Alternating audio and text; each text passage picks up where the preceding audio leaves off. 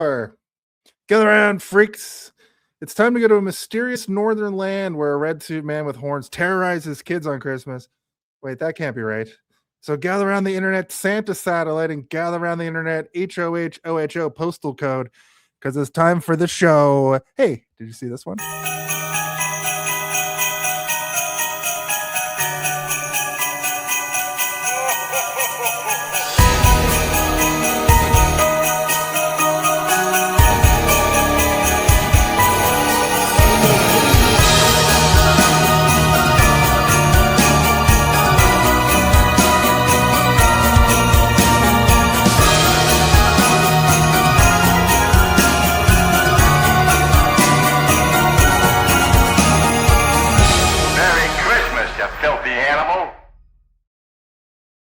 Merry Christmas, you filthy animal. Hello, everybody, and welcome to Hey, Did You See This One? The weekly review, reaction, roundtable discussion podcast where we just have to ask the question, hey, did you see this one?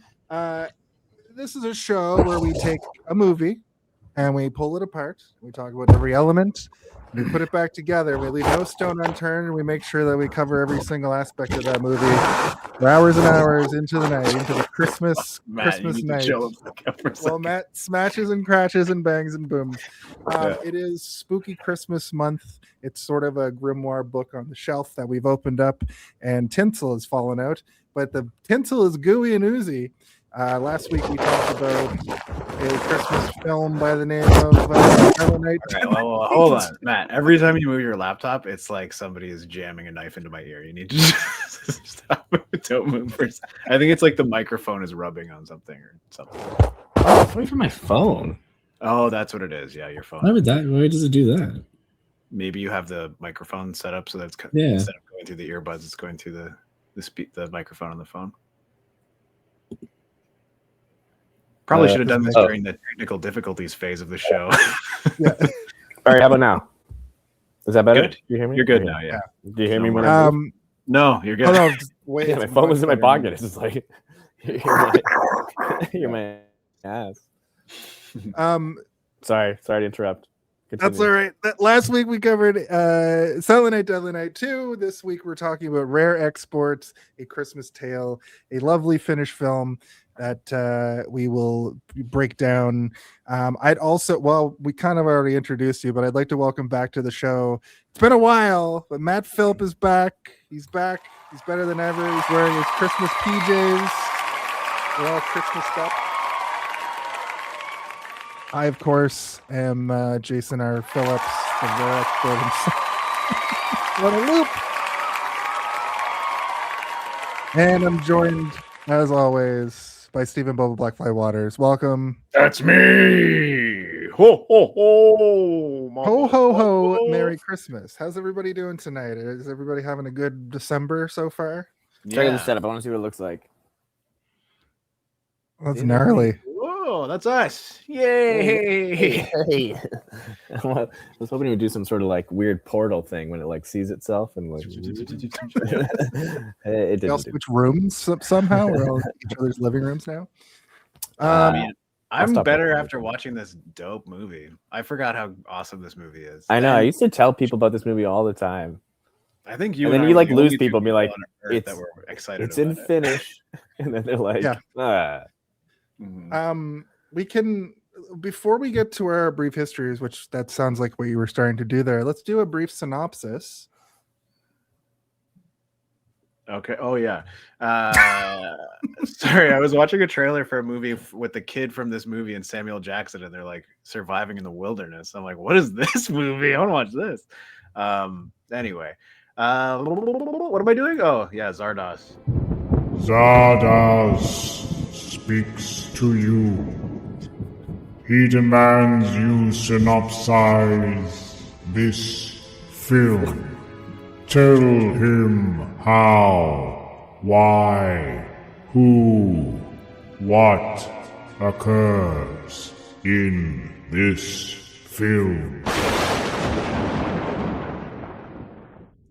That's right. Steven. That's Zardoz from the movie Zardoz. I don't know if you've ever seen Zardoz, Matt, but he's on our show every week. He's a great supporter of the show. It's true. He's a flying stone head. Yeah, exactly. The story of this movie is about a small community of reindeer farmers, I guess. They raise reindeer and they sell the meat every year, and that's the And primary. potatoes. And potatoes, yes. But the story really comes to fruition when all of their reindeer mysteriously die. Also, at the top of the highest mountain in this community, there's a mining company that is digging for something in the top of the mountain. We don't know exactly what it is, but it's implied fairly early on that something is frozen in the ice and has been painstakingly packed in there to stay frozen by the ancestors of this community generations and generations ago, to make sure that whatever was frozen would stay frozen. And there's a kid who still believes in Santa Claus, and another kid who's like, "You still believe in Santa Claus? That's freaking stupid." They're all speaking Finnish, by the way, so it's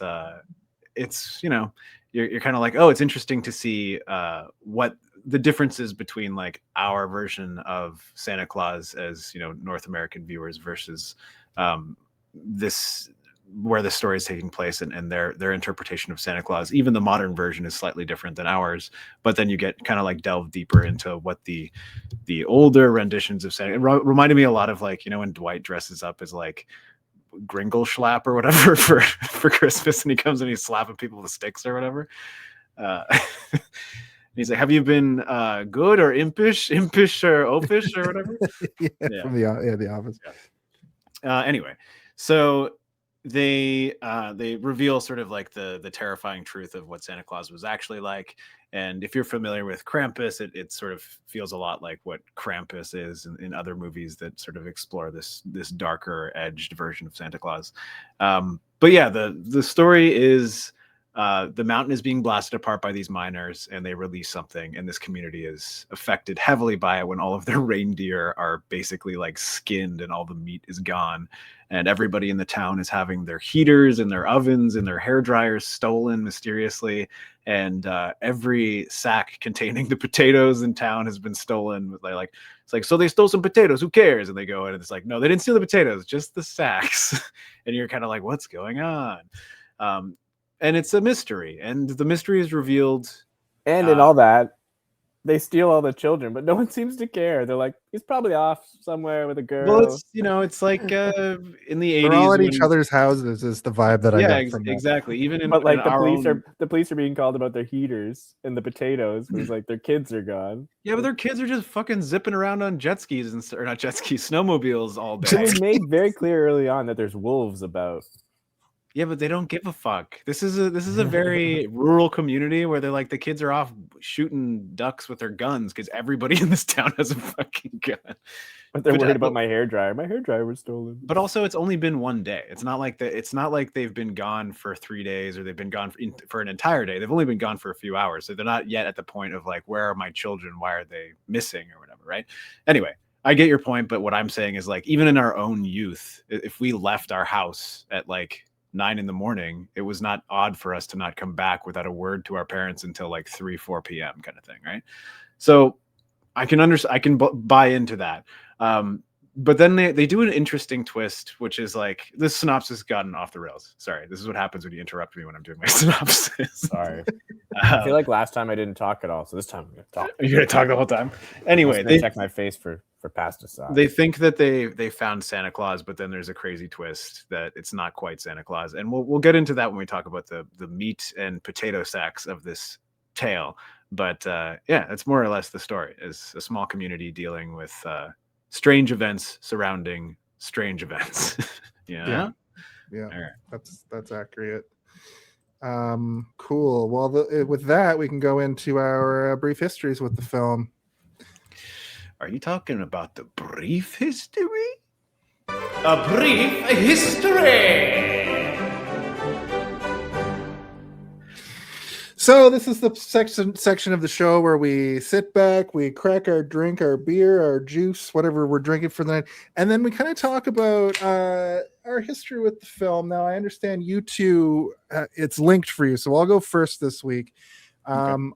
I just watched this movie this week. I had kind of heard about it from Steve talking about it, but what's interesting is I started it up. It didn't have subtitles, and I thought for a moment that you were just supposed to. I thought there was going to be so little finish that you're just supposed to like interpret kind it of from like whatever context or whatever. Yeah, but then it just fully went into it. So I had to go find a subtitle track, which I was able to. Luckily, the second I turned the subtitles on, I already found that I had missed plot, so I had to rewind. Yeah, and then the second after that, when you added the subtitles, I was like, it's on Prime, and you're like, oh yeah, I guess I should have checked. Yeah. But yeah, that's pretty much it for me, and I had a good time with it. It's an interesting film. It's nice and short, but it's like it gets right to the point. It keeps moving.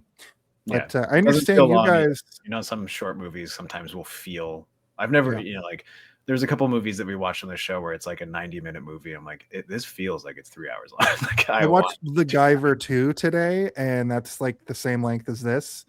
And I looked down at the time, and I was like, "How's it only been 17 minutes?" Because that movie's done. I watched the new Jurassic Park movie that just came out on streaming, and I remember being like, this movie must be like 3 hours long. And I was like, what if it's been like an hour? And I checked and it had only been 15 minutes. It's like, what is happening? What type of Time Warp movie is this? That movie was so weird. Yeah. The dialogue was so strange. I have never been more convinced in my life that a movie was written by AI. Just ever. Yeah. I kind of thought it was like, it seemed like they were purposely not showing people talk. Like they were talking, but like it was a person over there, like off screen. And then the person like listening would be like, like it was like everything was like voiced over. Yeah, I was very sometimes strange. I think that's easier to subtitle, so that's what I was thinking. International thing, but yeah. Anyway, let's not talk about that pilot. Triceratops shit. It's one huge pile of shit. Matt, why don't you go first and tell us about your history? I have a feeling it's going to be similar to Steve's, though. I honestly don't even know when I saw this. I remember. If you want me to take over, we saw it together. I don't know.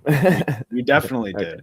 So you and I think like Andrew, like a couple of our other friends, like almost like every Friday, we would go to either my house or your house, and we would watch like the new trailers on Apple Trailers, and we would just like sit there and watch them. And then after like we finished school and stuff, like we would still do that, and we would send them to each other. And I remember you sent me this, and because like you were like, this movie looks amazing. And like then he's like, look at it, it's like, we have a Santa Claus. You were like so excited about that specific line. And I watched it, I'm like, yeah, okay. Yeah. And the part like, and then in the movie, it's just like they have him captured already, but you don't realize it in the trailer, but like he's in the back of the truck, like the helper, and he just like creeps down, like looks at the boy. Yeah. Scary. It was good. It was a good trailer. And it got us excited, and then we realized that it was an international movie and it was going to be a little bit harder to track down than the typical like Guillermo del Toro movie or something, right? Where it's like, yes, it's in a foreign language film and it's in subtitles, but you can still find it in every friggin' theater you go to. This one, I think we had to go to like a special movie theater far away because we were like, did I see it in the movie theaters? Maybe I did. I don't remember. We did, man. We did. Oh, Jesus. I remember it well because it's the only other time I saw this. I didn't see it again afterward. It's the whole reason we're doing this movie, also. Because like I have it on my hard drive, which like back in the day I used to have a bunch of movies on my hard drive when I was at university, and then you'd be able to like tap into the network in the university and just like everyone shares their movies on the internet or whatever. And someone had it there, and I remember being like, oh yeah, so we gotta watch this shit. But like it's funny now. So like I feel like I wasn't very good at watching, say, subtitle movies, or it's definitely hard to convince someone to. But like lately, Mel and I, like all we do is like we watch regular TV with subtitles. Yeah. That's a millennial thing, I think, because we're all just like distracted by our minds, and I can't hear anything that's going on TV, even though I can hear perfectly. Yeah. I mean, I didn't realize until a little later in life that I have like an audio processing issue. Like I cannot often, unless I'm like fully devoted attention to you, like you just sound like the guy who's the Swedish chef from the Muppets or something. Like, what are you saying? So I need to have subtitles. And you know, you go to like a boomer's house or something, like my parents, and I'll put subtitles on, and they'll get like super mad at me. Like, what do you have the subtitles on? Jesus.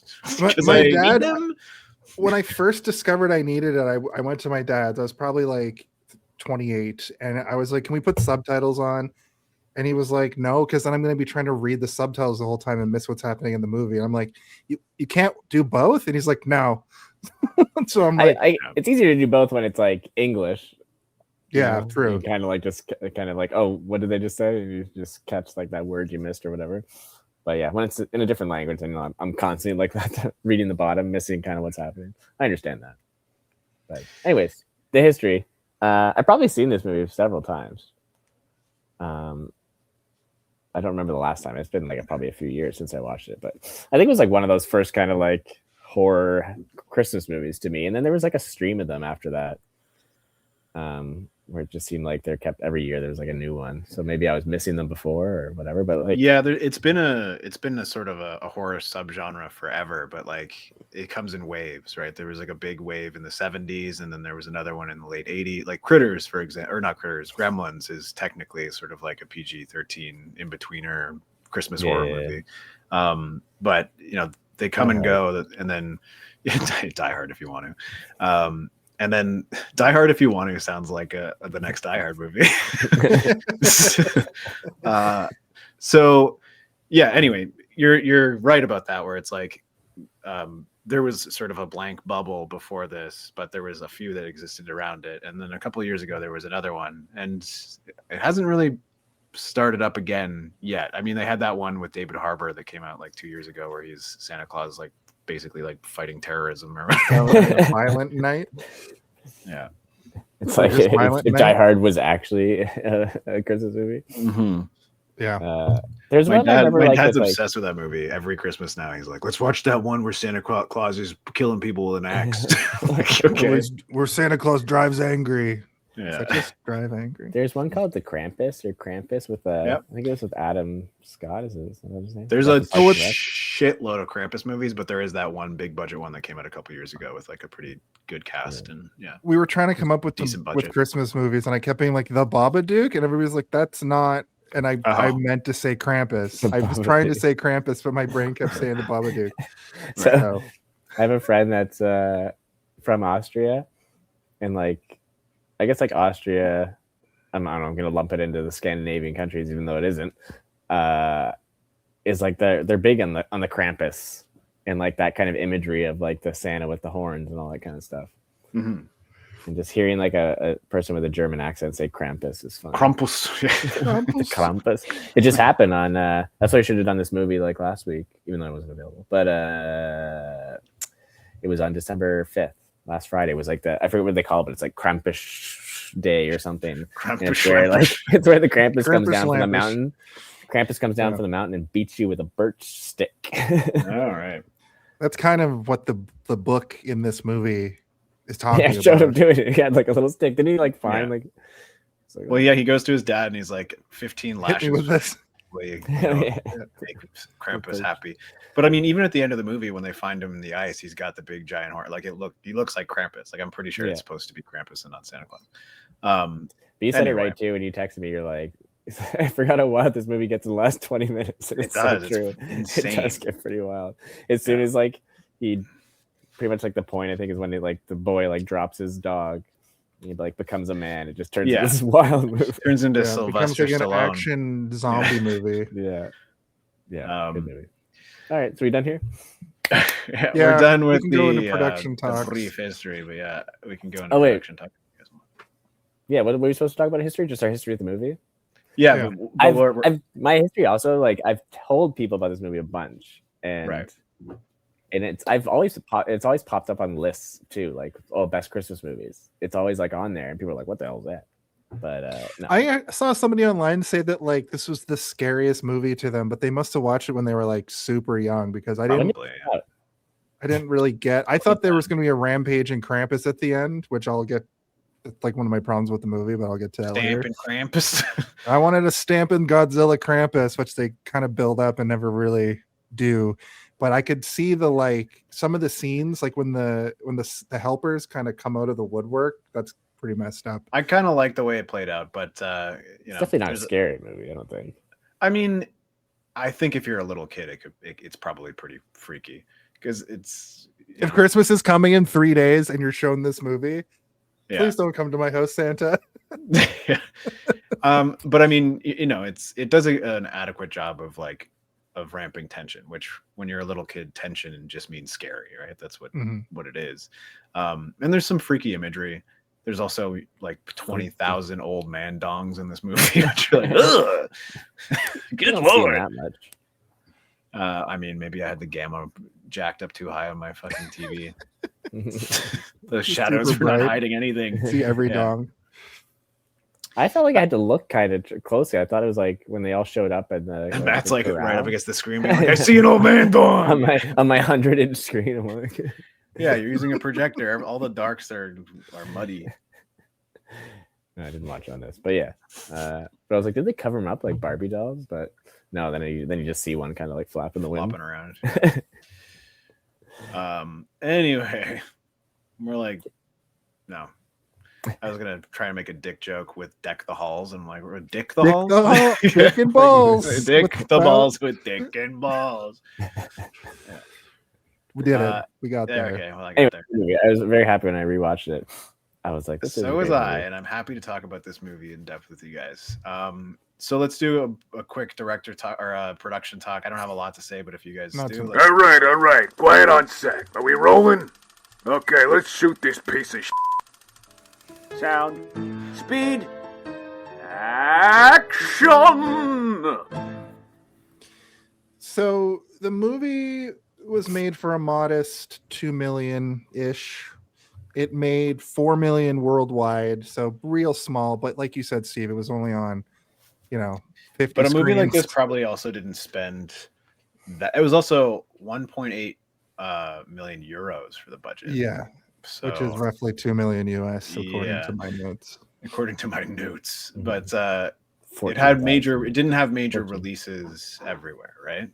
So that's pretty decent. And I assume the marketing budget was not massive. So this is probably like a pretty decent amount considering, because like it only released majorly in Finland, Norway, and Sweden. It released here, but it probably released in like 1,000 theaters across all of It North sounds America.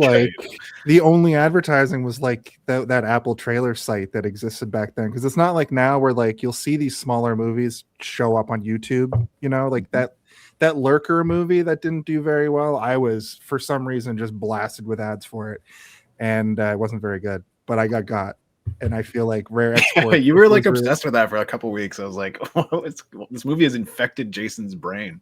Yeah, it was one of those like a stalker meets up with a pop star up and comer. You got weaponed, like the I got Weapons weaponed. trailer, yeah, or Yeah. the long legs. Yeah, Long Legs also kind of mid. Weapons I liked though. Anyway, I think I liked This- long legs more than Weapons, but I also liked Weapons, so I can't say I didn't like either. They're both weird in their own They're both special, weird. weird, unique way. Yeah. yeah, Anyway, you guys both said individually of one another or uniquely of each other that the dad is the guy from Sisu. And I was like, Yep. what the Sisu. fuck is Sisu? And I didn't know what Sisu was. And then I looked it up. I'm like, yeah, also, so is the entire rest of the cast True. because it's the same director as Sisu. I know, I'm looking up the director now. He has another movie called Big Game. He has Mm. basically 3 movies: Rare Exports, Big Game, and Sisu. Well, Big Yeah. Game is the one with Sam Sisu. Jackson. Jalmari Helander.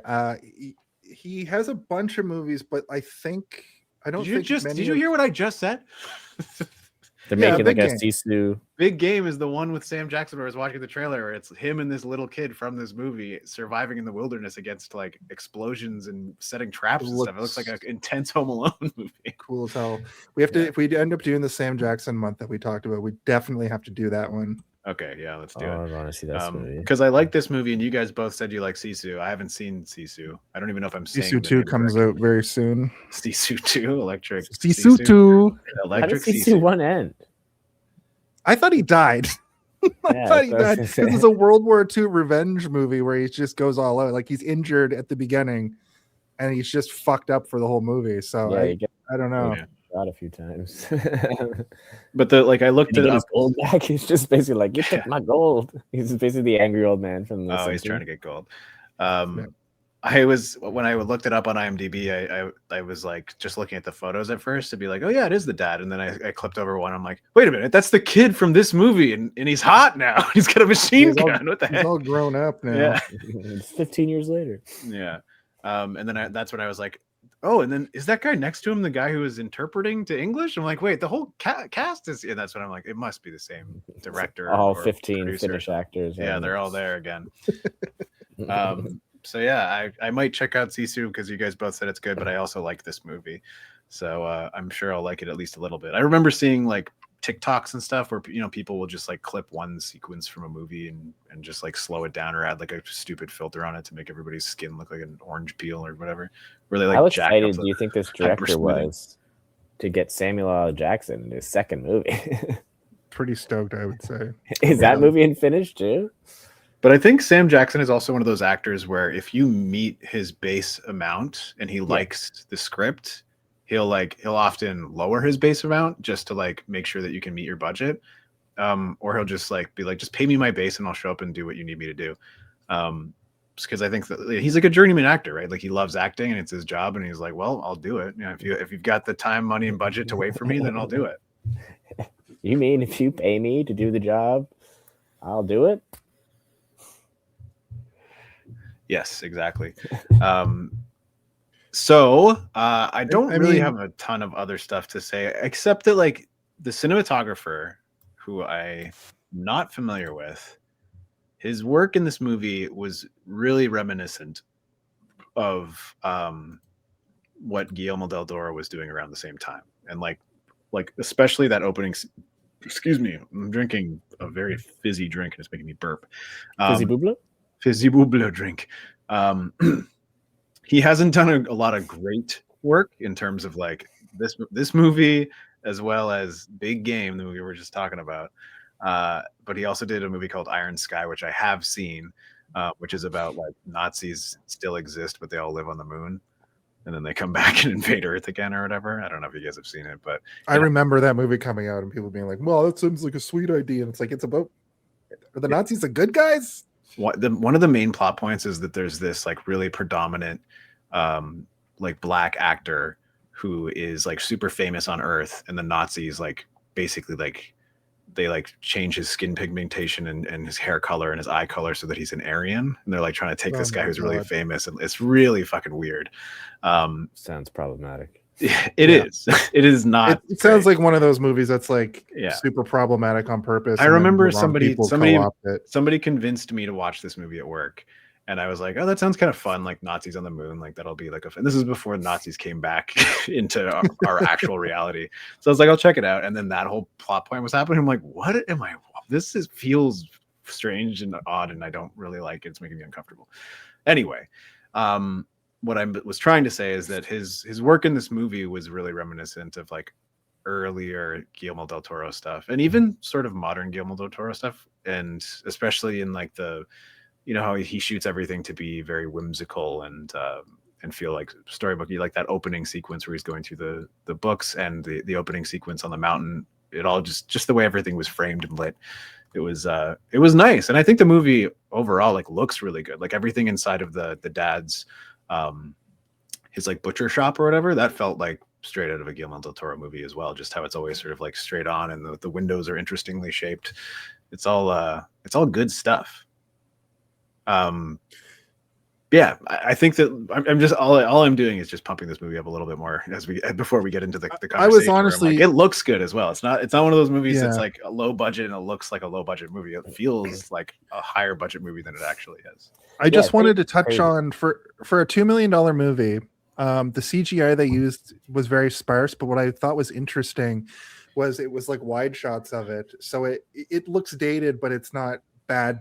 But what they were able to do is when they did this interesting zoom thing where it zooms and then cuts to like the kid's face, so it was like a seamless move over from the CGI to reality, which I thought was really interesting. They didn't just feel like, sometimes just CGI for so long and they don't even bother really Steve calls it a video game cutscene a lot of the time. Yeah. I was concerned that it was going to get bad, and then it didn't. They used it very sparingly, probably because they didn't have the budget to really do it. Yeah, and then none of the CGI in this looks good, but like they're doing the Jurassic Park trick of like hide it with dark lighting and long shots, and you never really feel like, oh, this is like in The Matrix Reloaded, where all of a sudden Keanu Reeves is a rubber man fighting a bunch of rubber men. Which the CGI was kind of like that, like that. Why it was, but like they're doing what they can with the budget. Like they can't actually strap a kid to a helicopter, right? And they figured it out. Like it's not egregious, and it doesn't take away from the movie for me. But there is a lot of practical in this. Also, a lot Matt, of good practical. Yeah, Matt, what were you gonna say? I forget. It's okay. So yeah, it's all right. Do you have anything else to talk about here? I mean, the music was okay. I kind of wish that there was more, because like all Christmas music essentially is in the public domain, so they could have done like dun dun dun dun dun dun dun dun dun dun dun dun dun. They could have done some of that shit sprinkled into the actual score of the movie, but they didn't. Do they have the same Christmas songs in Finland though? You know, like I mean, I would assume so. I feel like all those old songs are from the old world. You know, like, I thought they were all written by the Coca-Cola Corporation in 1940. No, that's why they shit on Coca-Cola so much in this movie. Yeah, it's not the Coca-Cola Santa; it's the Nightmare Santa from the caveman era. Yeah. Also, the kid had quite the access to some old timey books out in the wilderness. There, he's like, "Oh, let me consult my library of leather-bound books." He's like whipping through these big, thick-ass books. Like, where are you keeping this in this shitty old cabin? That's what his dad uses for starting those giant fires, because they have no centralized heating. I know. Yeah, there were some emotional parts of the movie too.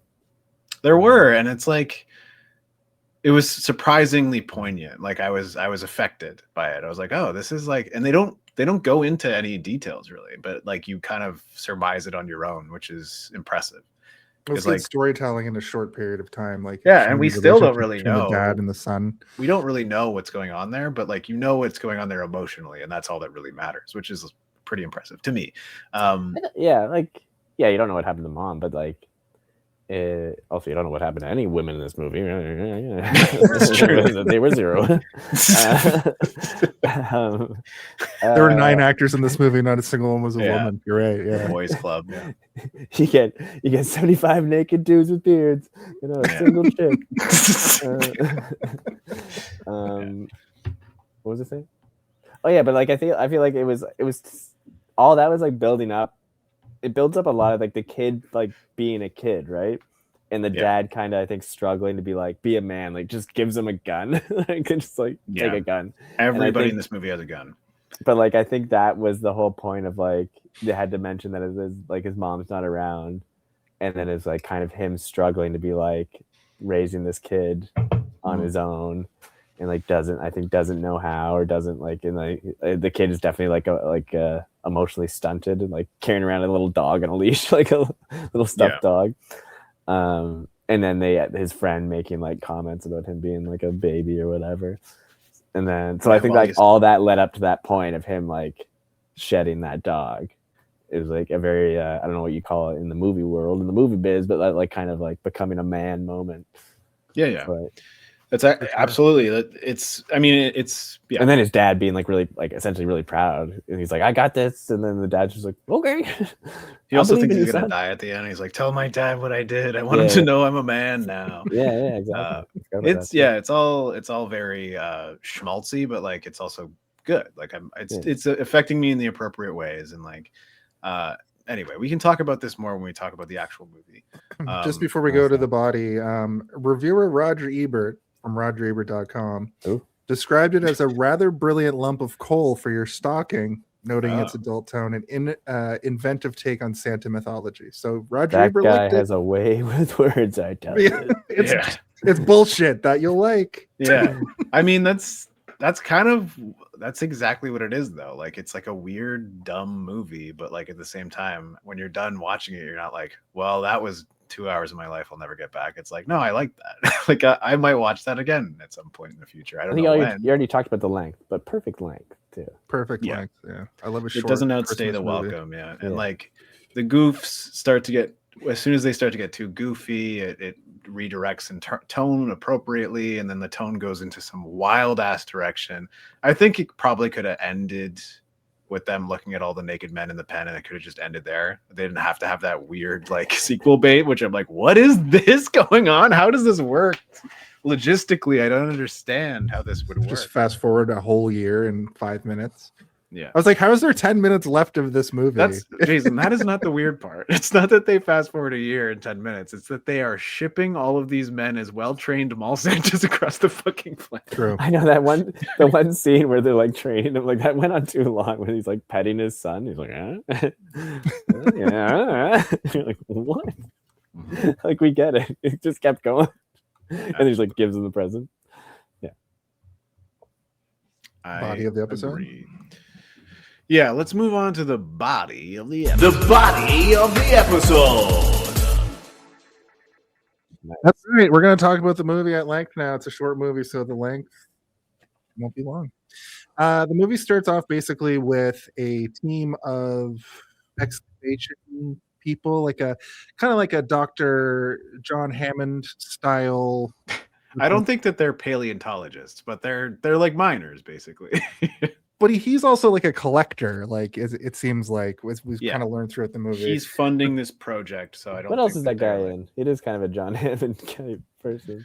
That the guy who's like, you must do this for us, or whatever. It's He Christmas. kind of has the look of the guy from the Hobbit or Lord of the Rings, who's like proud feet.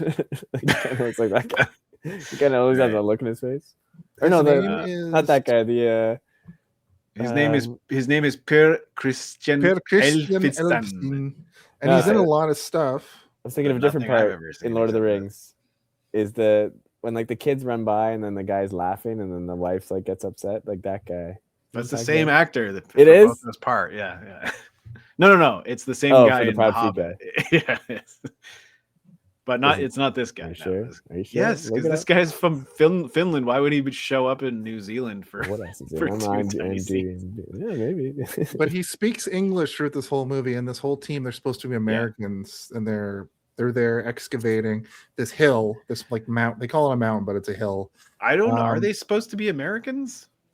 Yeah, because later, remember they find the wallet, and Bruce Green or whatever is from the States, and they talk to him in English because they're like, he's American. That's true. You're right. Yeah, but they're digging. I just down. assume because it's like they're speaking in English, but it's so severely bent out of shape by the accents. You're like, I just assume we are from America. Yeah, we are from Florida. Yeah, the mountains of Florida. So, like, basically, what this first opening scene outlines is that something we found a Wendigo in Colorado. Yeah. Sorry, go ahead. Well, they basically find a Wendigo here, buried 60. They dig through 65 feet. What they find, it's really interesting. Actually, sawdust. Right. They find sawdust, and then they're like, but it's not from like this is like old sawdust from like trees that don't even exist around here anymore. And the guy like gives you a tiny history lesson, being like, well, what they used to do to preserve frozen objects, the ancient people of this land, they would pack frozen items in sawdust and bury it to keep it frozen, and the sawdust would insulate it to keep it frozen for much longer. So he's basically being like, so there's something down there, and I need it by Christmas Eve or whatever. He really wants it by Christmas time. Yeah, what's he gonna do with it? I don't know. He's like a weirdo. He's like one of those Star Trek villains. Wants to fuck Christmas. Yeah. He's probably just a weird pervert billionaire who's like, I have everything I need, and now I've found where Santa Claus is being kept in the mountains, and I want to have Santa Claus on display in my weird collection. He's probably got Bigfoot. He's probably got like a megalodon. He's probably got all these. He's got a unicorn.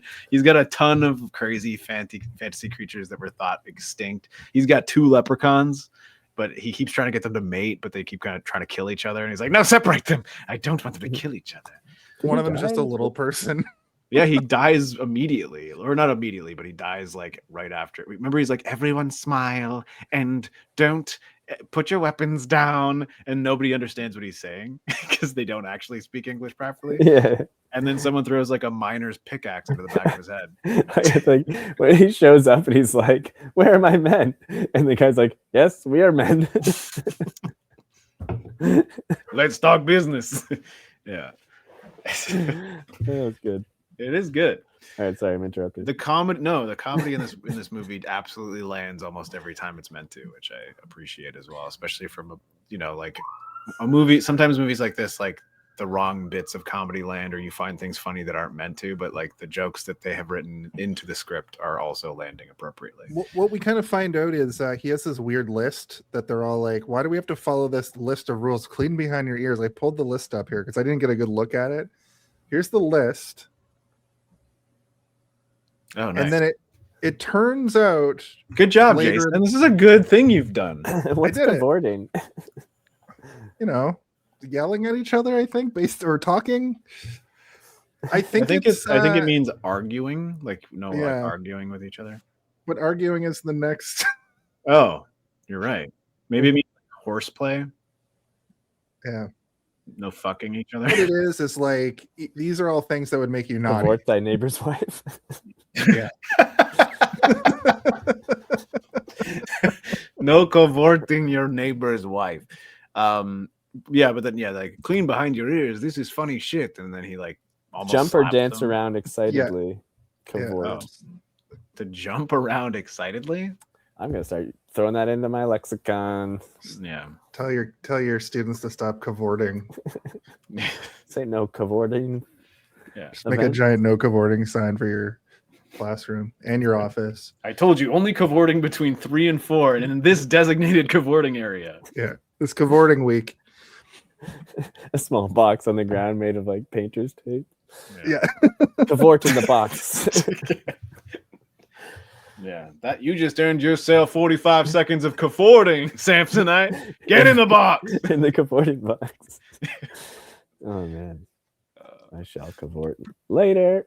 So basically, he's like, "Don't do all this stuff." They're questioning it pretty heavily. Yeah, but pissed off when he says this is funny shit, and he's like, "It's Christmas time. Don't make me wash your mouth out with soaps." Which is kind of funny, but at the same time, you're like, "Oh, okay." So they're setting the tone pretty early that this guy he believes in the mythos behind Santa Claus pretty heavily. But I'm still sort of under the impression by the end of this movie that he thinks this is Santa Claus, but it's actually Krampus. What he's digging up is not Santa, but Krampus. The movie never says yay or nay to that, but he's got giant devil horns. The giant devil horns and him being 60 feet tall. Yeah. Over the credits, we get a bit of history about this nightmare Santa. He murders kids. He's giant. He punishes kids. Yeah. He. There's that really disturbing one where he's smacking a kid on his butt till he's bleeding with like 10 sticks at once, and you're like, oh god. Or the kid up to his waist in soup in a soup pot. I was also like, ugh. Never fear, the Bellschnickel is here. That's the line from The Office. Yeah, right. And then we get on screen One Day Till Christmas. So these kids, this family lives right next to the mountain where the diggers are digging. And I wrote, "Is that Sisu?" It is. Yeah. And you messaged me immediately being like, "The dad is Sisu." And I was like Steve Sisu from the Wes Anderson movie. I figured you would have seen that movie because you're kind of, you like I watch everything. A multitude. Yeah. I figured that would have been a thing that you threw on at some point. I think I avoided it specifically because the clips that I saw of it, I'm like, oh, that seems like a CGI nightmare that like a bad Fury Road or something, But I just no. But I know also not a single person in my personal life has ever asked me, have I seen it, and then told me to watch it. So I just was like, oh, this is one of those random movies that it's very gritty. It's very it's better than it's like a John Wick, but way better than John Wick. That's what I said. Kind of a thing. Yeah. Okay.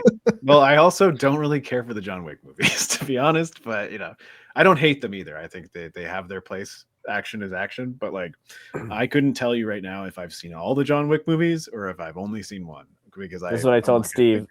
I texted him yesterday. I'm like, it's like John Wick, but Swedish and in 1945 and with Nazis. And instead of killing his dog, they took his gold. Yeah.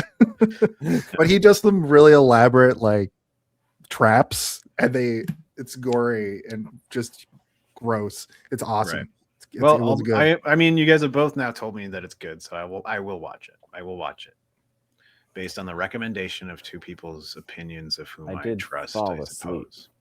Oh, but I mean, you fall asleep. You'll probably fall asleep during this podcast at some point. So you said 3 hours. I'm like, I got 20 seconds in me.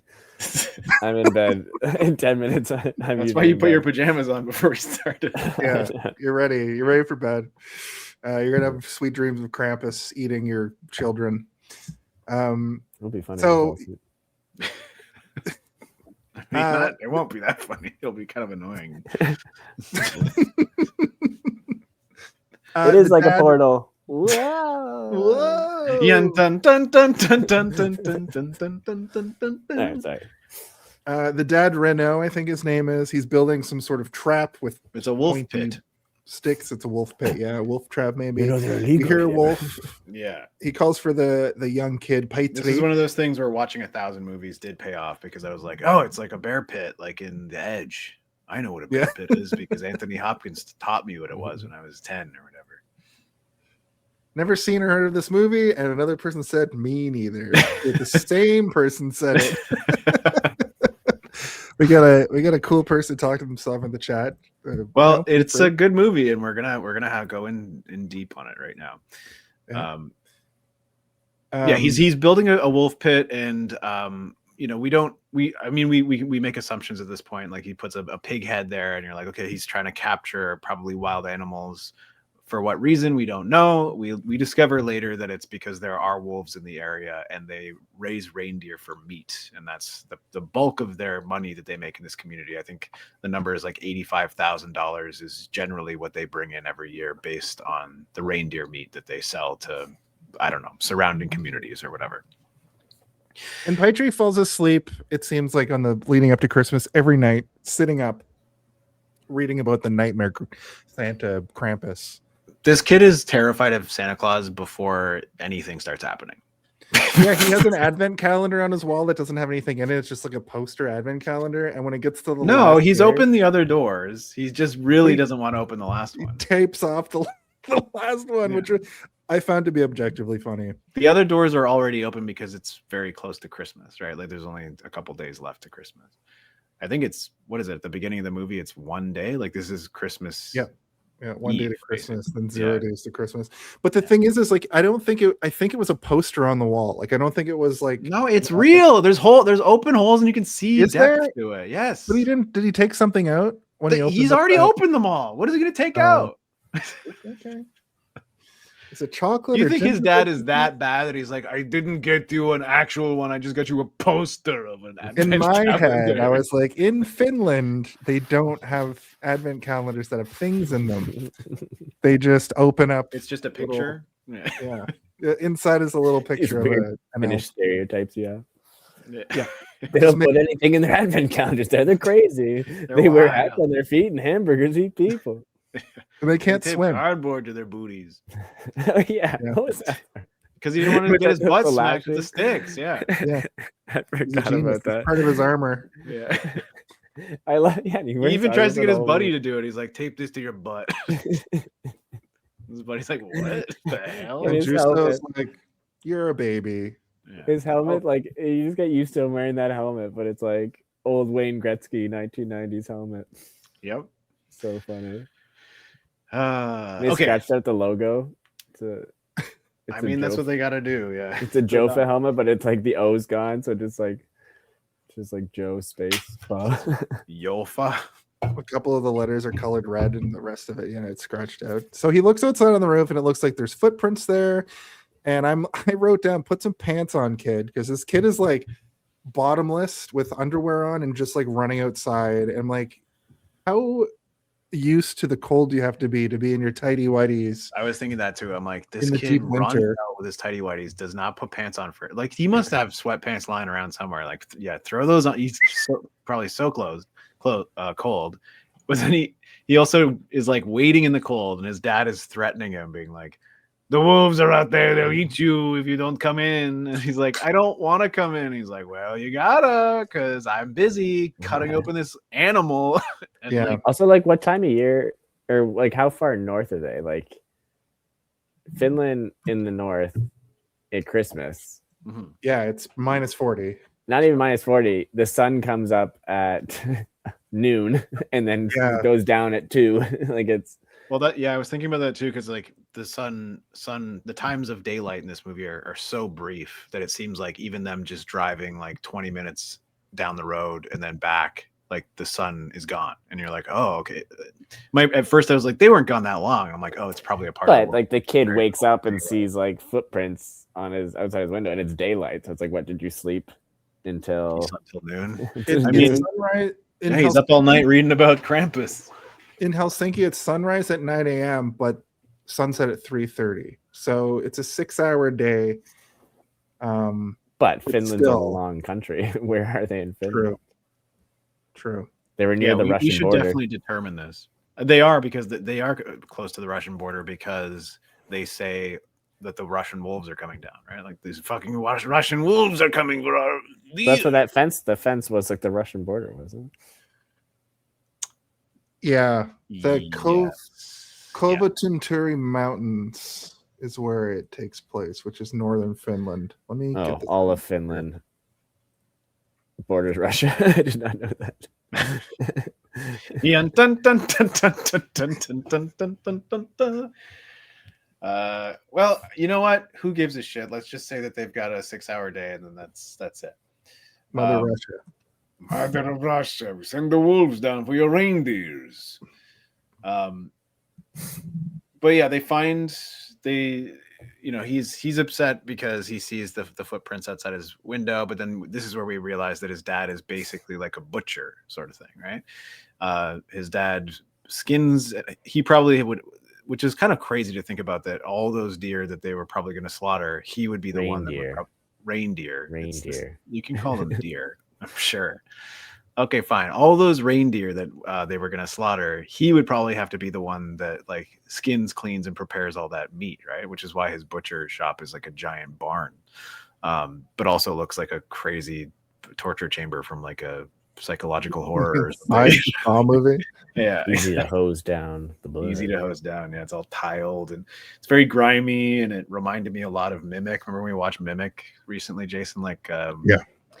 Kind of had that vibe going on, and just like the way it's lit and the shape of the windows and everything. It's interesting to look at. It's like a scary setting.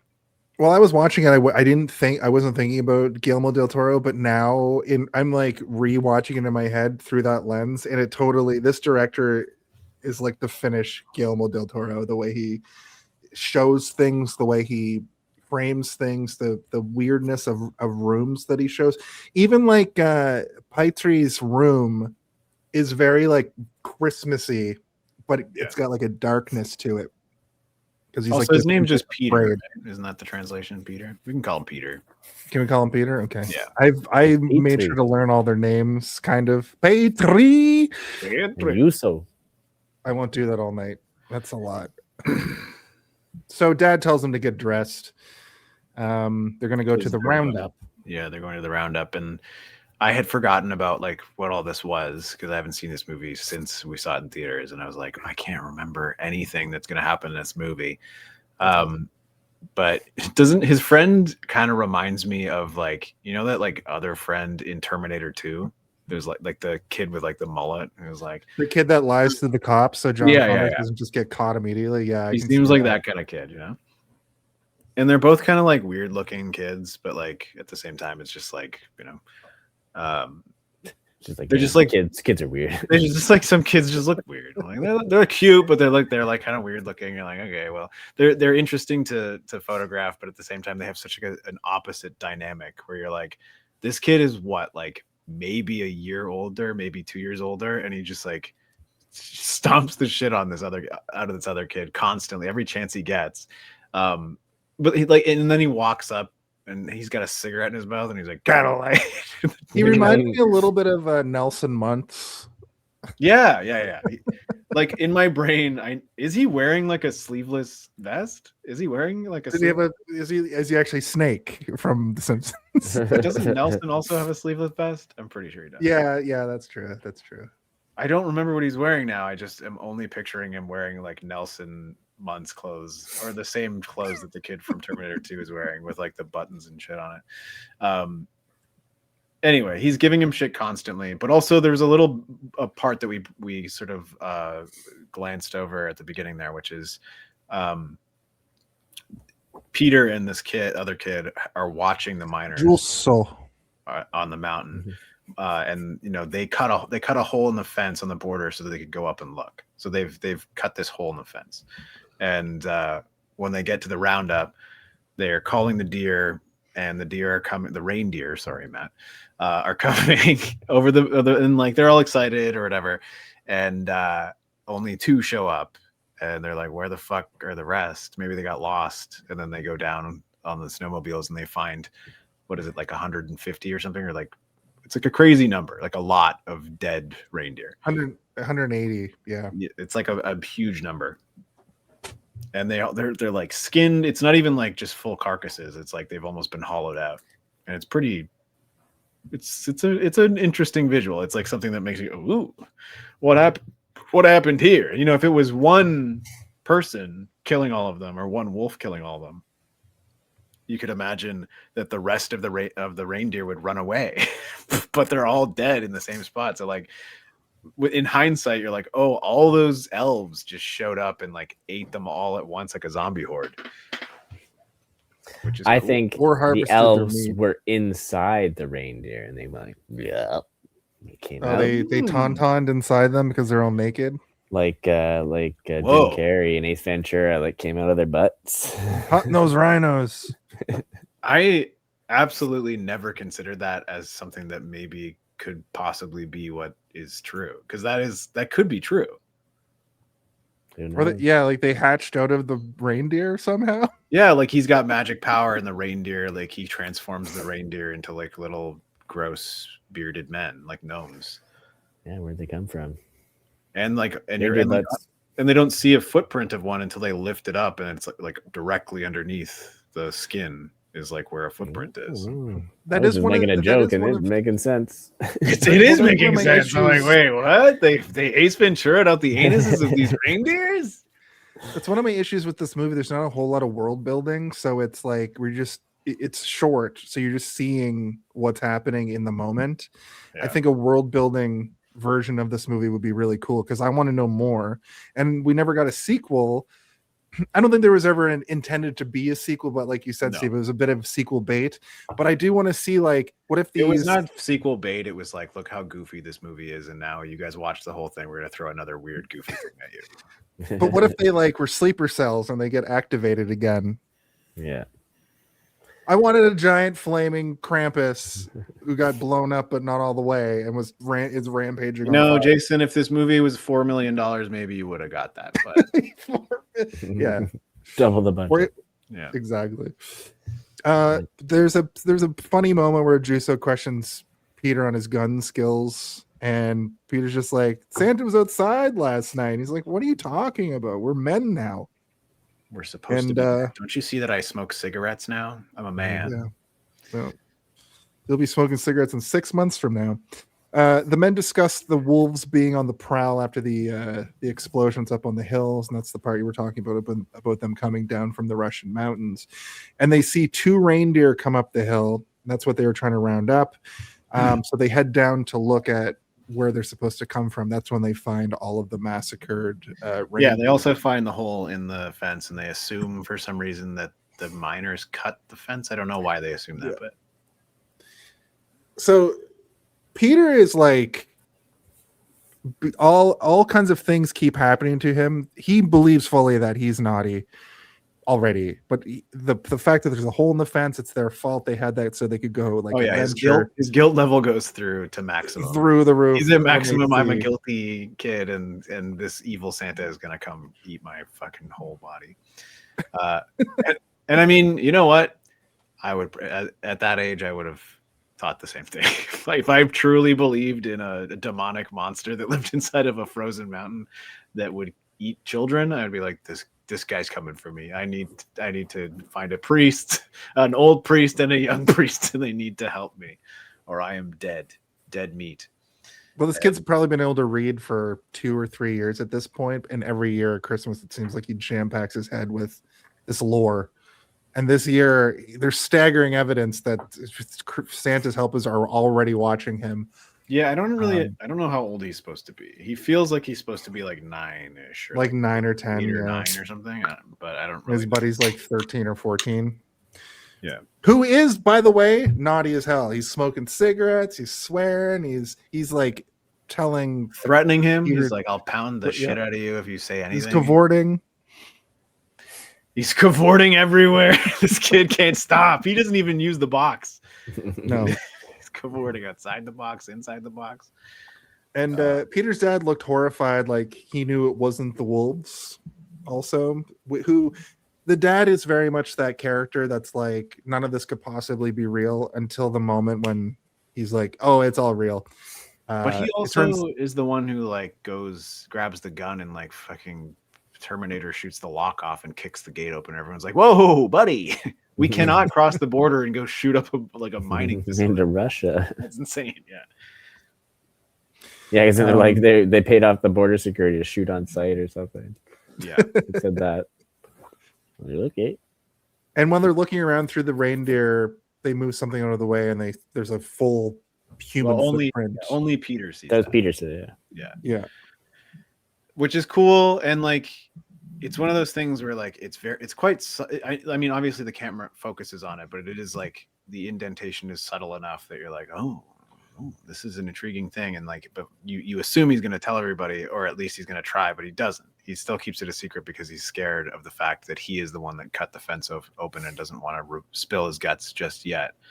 So like again, this is like the things that like when I think about this movie is rated R, by the way. So I don't think like little kids are not probably the main demographic for this movie, even though it does feel quite childish. What I thought it felt like was, you know, in the 80s, like movies like Labyrinth were, I know they were like PG, but they were like not for kids in retrospect. I could see a parent say, oh, it's just a Christmas movie about some kids, you know, finding. Yeah, Santa. I also think that the only reason this movie is rated R is all the old man dongs. Yeah. Like there's no real other reason. Full frontal man nudity. There is like a bunch of cursing in it, I suppose, but it's pretty subtle as well. It's not like egregious, and it's not like a Tarantino movie. But there is a lot, even though like the gore in this movie is very tame. There's not a lot of it. It's just sort of blood and snow and stuff. There's no, even when the guy gets his ear bit off, you don't see it. You just kind of hear the noises and stuff and see the aftermath. But I was gonna ask you guys, like, who is this movie for? Because it does have that vibe to it. It's for like 20-year-old to 30-year-old men. This movie's not for women, as Matt pointed out earlier. There's not a single woman in this movie. I did look on the IMDb at the very, very bottom of the cast list. There is a lady, and it says uncredited. I'm trying to even think of she like a voice on the phone. They needed to flesh out that pack of old men. They just slapped a fake beard on her and been like, "Stay in the back. No one will tell you can't have a dick." It's actually played by Glenn Close. Yeah, it's the same, like, not the boo box, like the same beard and everything. Not the cavort box. Not the cavorting box. Okay. That's pretty good. I feel like we're gonna make a new t-shirt and it's just gonna be like a taped off box. It's called a cavorting box. I'm making a note. The cavorting box. I need those notes typed up, Jason. Every time we do this, I forget about every single t-shirt we think of. I have a small list, but I have to go through. I have a stack of my notes that I have to add more to. Did you hear my hilarious Santa Claus joke? No, am I naughty now? You said I have a small list, and I said, "Are you going to check it twice?" Oh.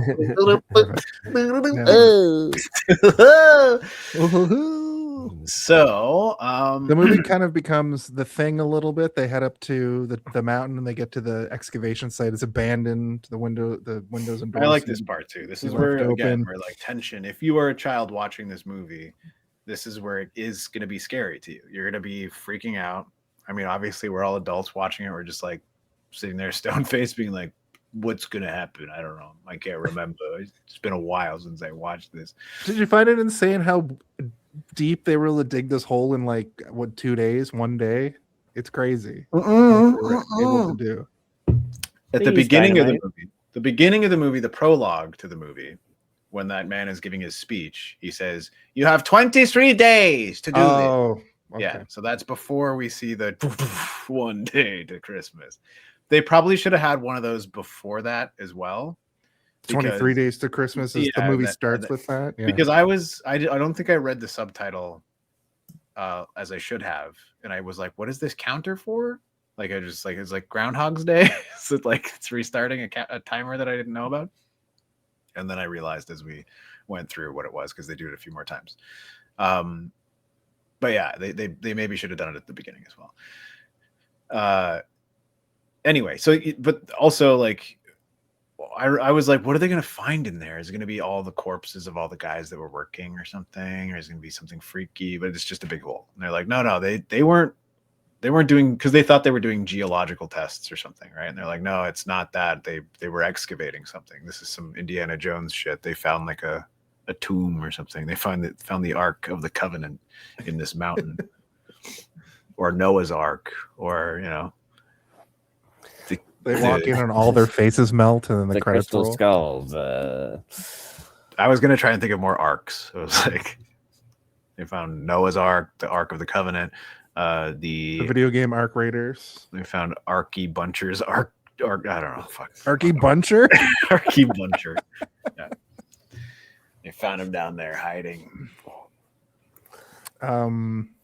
So back at the little hovel, the little home they live in, which is a nice little kind of shack house. I liked it a lot. Yeah, this is like the kind of. What year is this movie taking place in? Like, is it modern? Okay, fair enough. That's it's one the of those, 80s.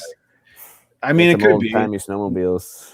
There's no cell phones. Nobody's using a cell phone. Nobody seems to. It's all walkie-talkies and stuff, and like the cars are very, very old. But like, it could be modern but that town is so out of touch and far away that it's like, I assume modern Finland does not look like a bunch of like ramshackle houses and like snow-covered wheel wells and stuff. Like you see their property and it looks like almost like what you would consider sort of like a hillbilly or something. You know how they have like a bunch of rotted cars and stuff. It's just like that's what it looks like. But it's like you assume it's like they keep all that stuff for functionality, where it's like if my car breaks down, I could rummage through this other car for a piece that might work and I can just replace it and keep my car running or whatever. That's sort of the vibe of this area. It's very rural and they just like use scraps for what they need. And like obviously they heat their house with like a central fireplace, right? Like he's gonna build a fire to warm the home. And the kid puts a bear trap in it. Yes. So good.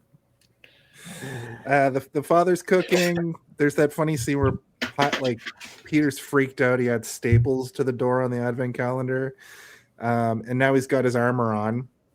He shows Juuso as evidence, and it's the Santa cooking kids and the whole legend that we kind of talked about, where they buried Santa by luring him into the ice, cut the ice out of the lake, and buried it in the mountain.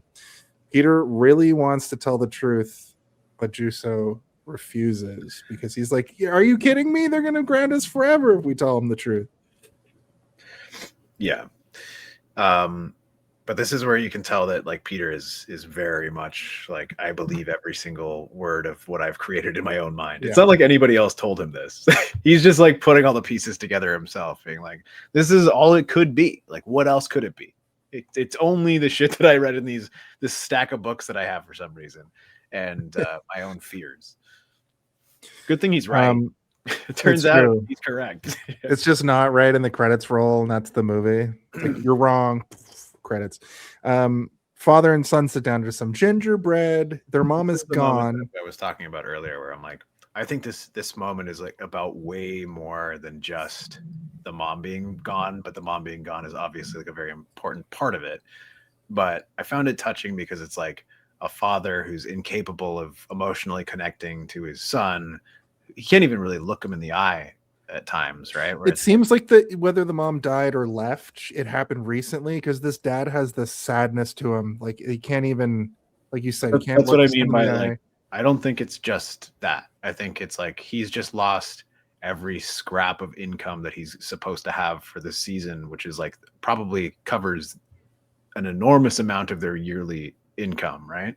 And he's like, this is my son who I'm trying to prepare for his journey through life. And, you know, he doesn't have his mom. He only has me. I'm doing a shitty job of raising him. I'm trying to force him into being a man, but he's still clearly a child, but I don't know how to comfort him as a child in order to like bring him into the world as a man. But also I'm not going to be able to provide for him financially. So now he's going to look to me as a failure, someone who is he should never be like, which he's got to be like traumatic for a man. But also this kid doesn't fully understand that because he's just scared of Santa Claus eating him. Well, let me ask Matt a question. Matt, what do you think it meant when he said, and I quote, "Hey Dad, what if I don't exist?" Good question. I don't know. What was that, a mistranslation? Because I was like, I think that it's more philosophical. Well, I think that the kid meant it literally because he's like, I could get taken away. Yeah, tonight. what if I get taken?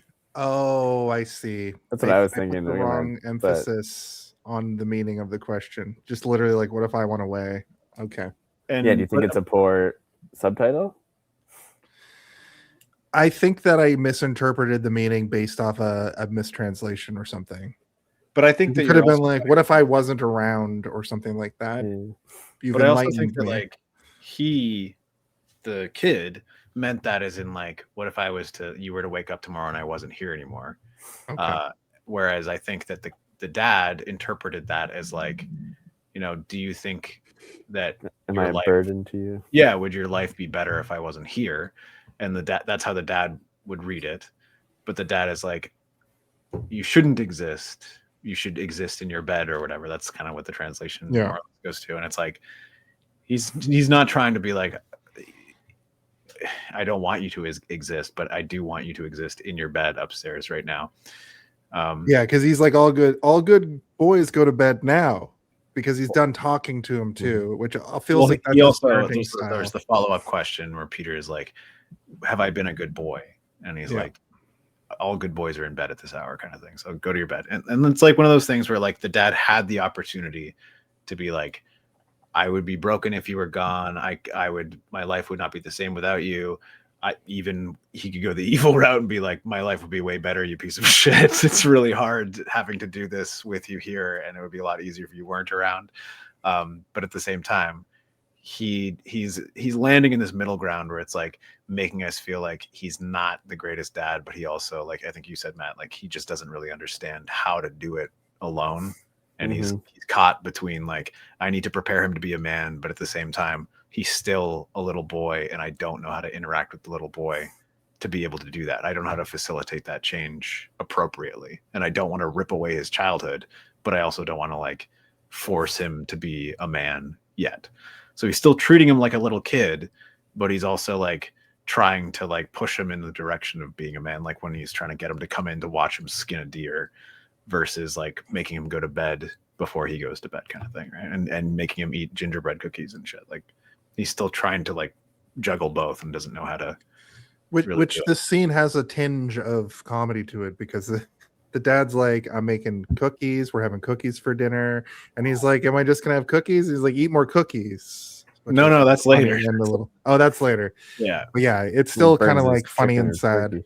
There is funny where the kid is eating the cookies and he has the most disgusted look on his face. Like, oh my God, these are disgusting. And then he said, Dad, these are really good. They're like exactly like Mom used to make. And he's like, well, that makes me feel better because he's eating them too. And he's like, obviously he's like, these are shit. These are terrible, which is also probably another reason he's crying. It's like, I don't know how to make these things. He also puts like a chunk of meat in the oven.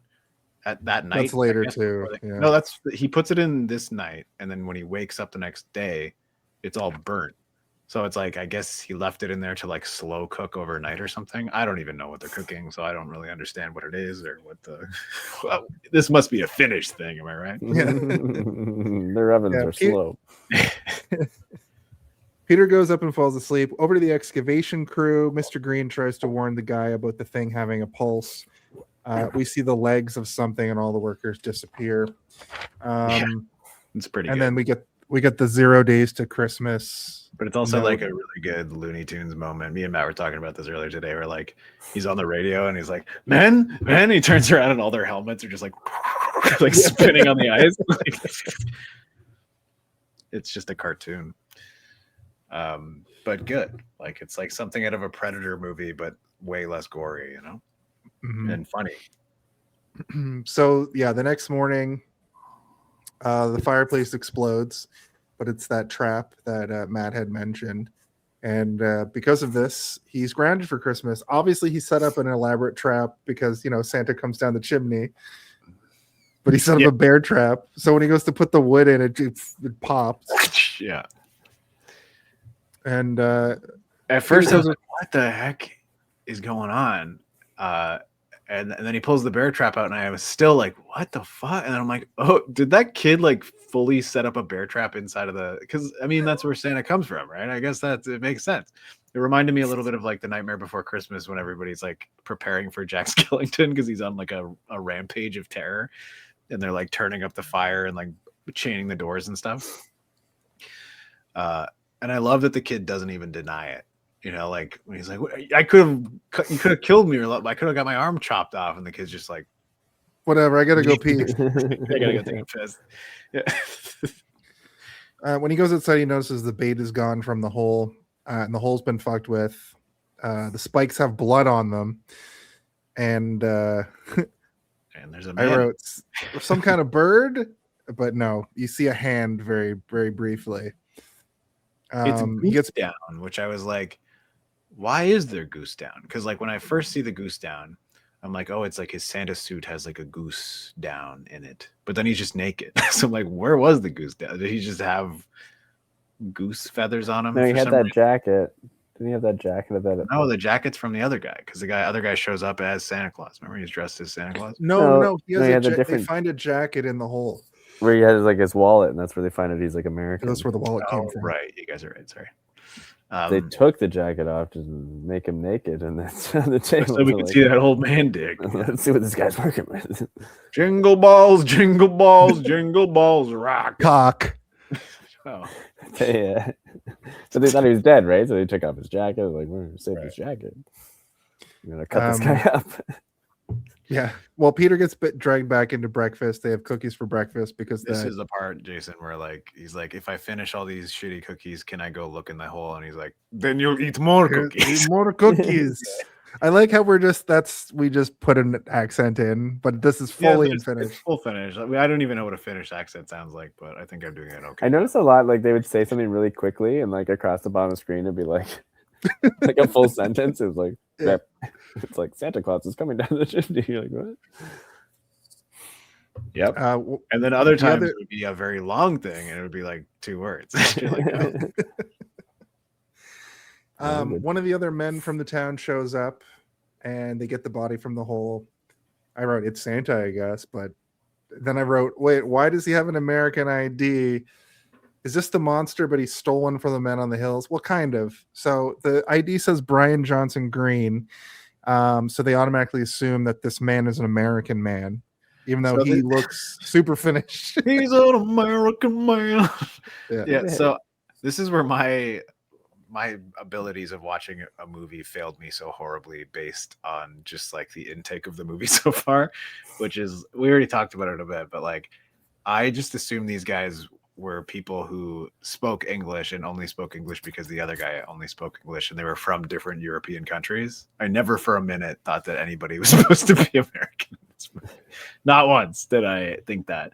I missed the point here, and I was a little bit confused when they have the other guy coming to speak English. He's like, he speaks English, right? We need to bring him in here to speak. And I was like, why though? Everybody is from Europe in this country or in this world. So anyway. So basically they have to make a decision what to do with this body, but they can't report the body because wolf pits are illegal. So they don't want to tell anybody about this. And Pietari, which is the guy that shows up later as Santa, who's here now, he's also in this now because he's put his hands on this Santa body. So they're going to disappear the body, which was a very horror moment where they both look over at the the reindeer meat cutter. And I was like, are they gonna dice up this body right now like a horrible fucking... The answer is that's what they wanted to do. That's what they were wanted to do. That. And they were about to do it. They absolutely started were the gonna machine. do it. Yeah. They took off his clothes. Yeah. Not only did they start it, but they were about to put his arm in until he went Yeah, he pulled it back. That's right. Nosferatu'd up into a fetal position. Mhm. Well, right before that, though, Peter goes and looks in the hole on his own, and he finds like a bag with a wooden boy in it. Which I at this point in the movie, I'm like, what is any of this? Because I just assumed that was the Santa that they pulled out because they already. Well, that's showed what I was him. talking about earlier when I was doing the synopsis. I'm like, for up until this point, you think this is what they released in the mountain, right? And you think that for a very, very long time. And like from this point on, that's what you believe until later, until the last 20 minutes when the movie becomes fucking crazy. Yeah. So they're about to cut up the body and it reacts, it pulls away, like you said, and it's breathing. And also when Peter walks in the room, clearly this thing can smell children. He doesn't even, this is the other thing, he doesn't even walk in the room. He's spying through the window from the outside, and this guy can smell him through the glass, like, yeah. And he doesn't even have his eyes open. He's just like, whoa, smelling a child. So he has child senses. It's like, the thing in Ghostbusters. You're like, bloop, bloop, bloop, bloop. It's like that for children. Yeah. I also wanted to say regarding Ghostbusters, I thought this movie was going to be kind of a Ghostbusters based off the cover, because that like all of the guys standing on the You're cover right, it does of the kind of movie look like a team. looks like it's going to be like they're going to have to get their Merry Christmas. Yeah. I wonder if the Ghostbusters ever fought Krampus in like that old cartoon show or something. Well, yes, they did, because Frost there or is a very special Christmas episode that was longer that would air on Christmas of the real Ghostbusters, and it was like the episode was a Scrooged, a night before, what I always call a night before Christmas Carol. Right. But it does have like a main ghost. A night before Christmas Carol, and Christmas Carol shows up and she's like, "Hey, it's me, Christmas Hello, Carol."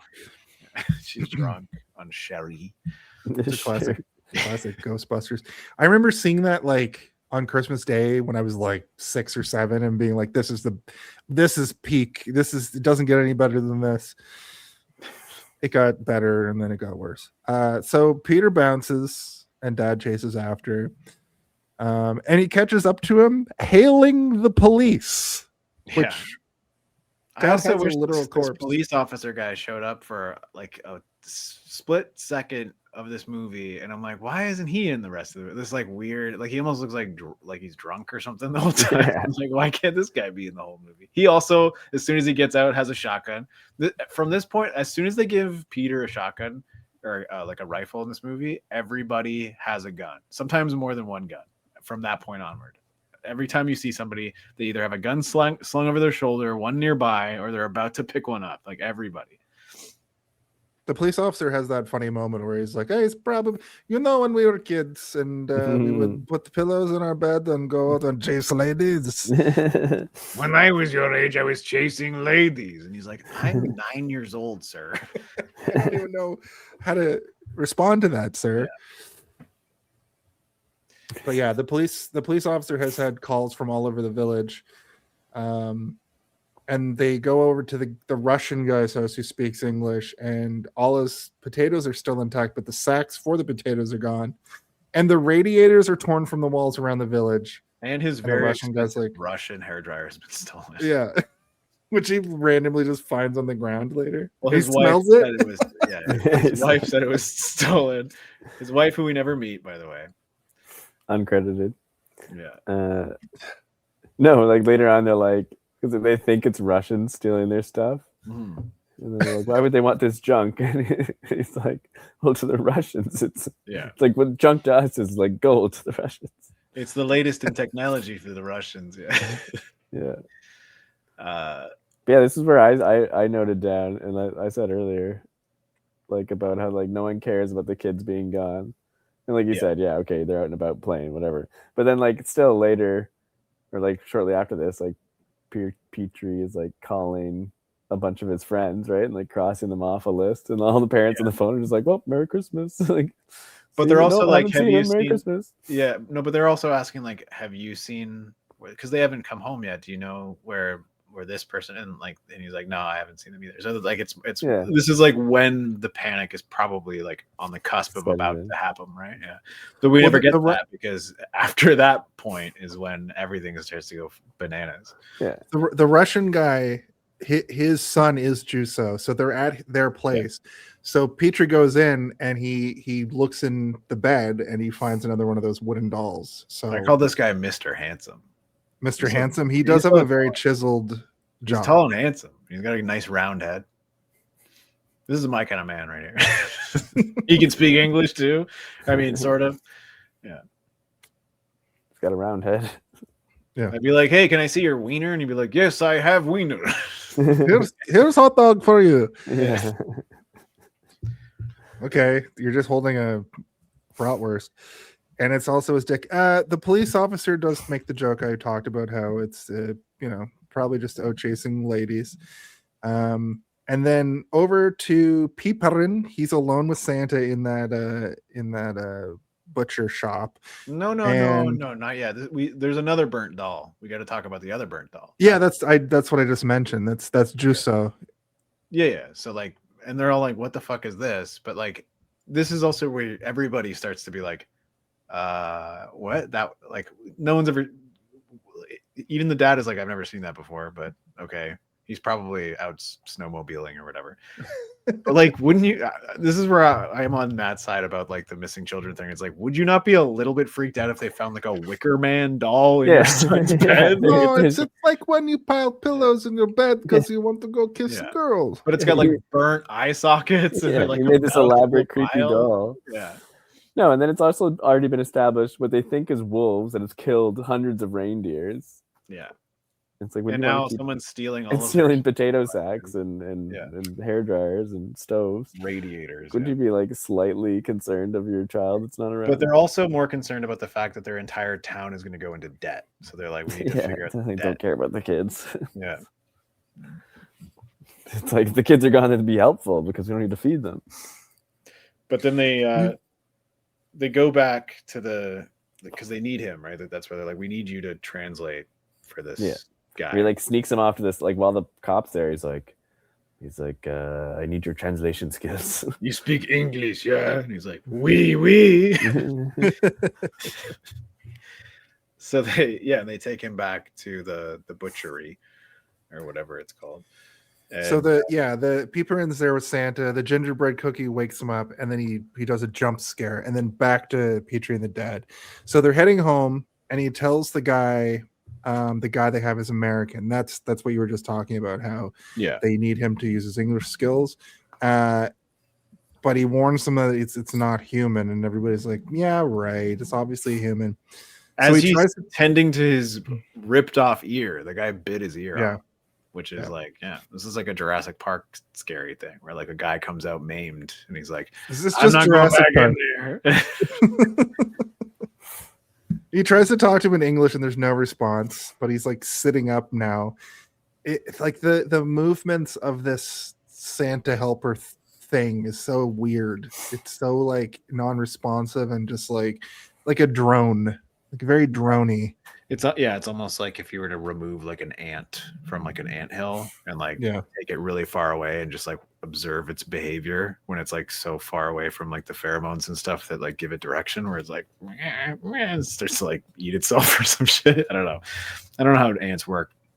You just gave me, I'm watching Pluribus, and you just gave me a theory craft to work with. Like, what if one of the humans gets taken? Anyway, I won't spoil any pluribus here, but they do poke this Santa and with a stick.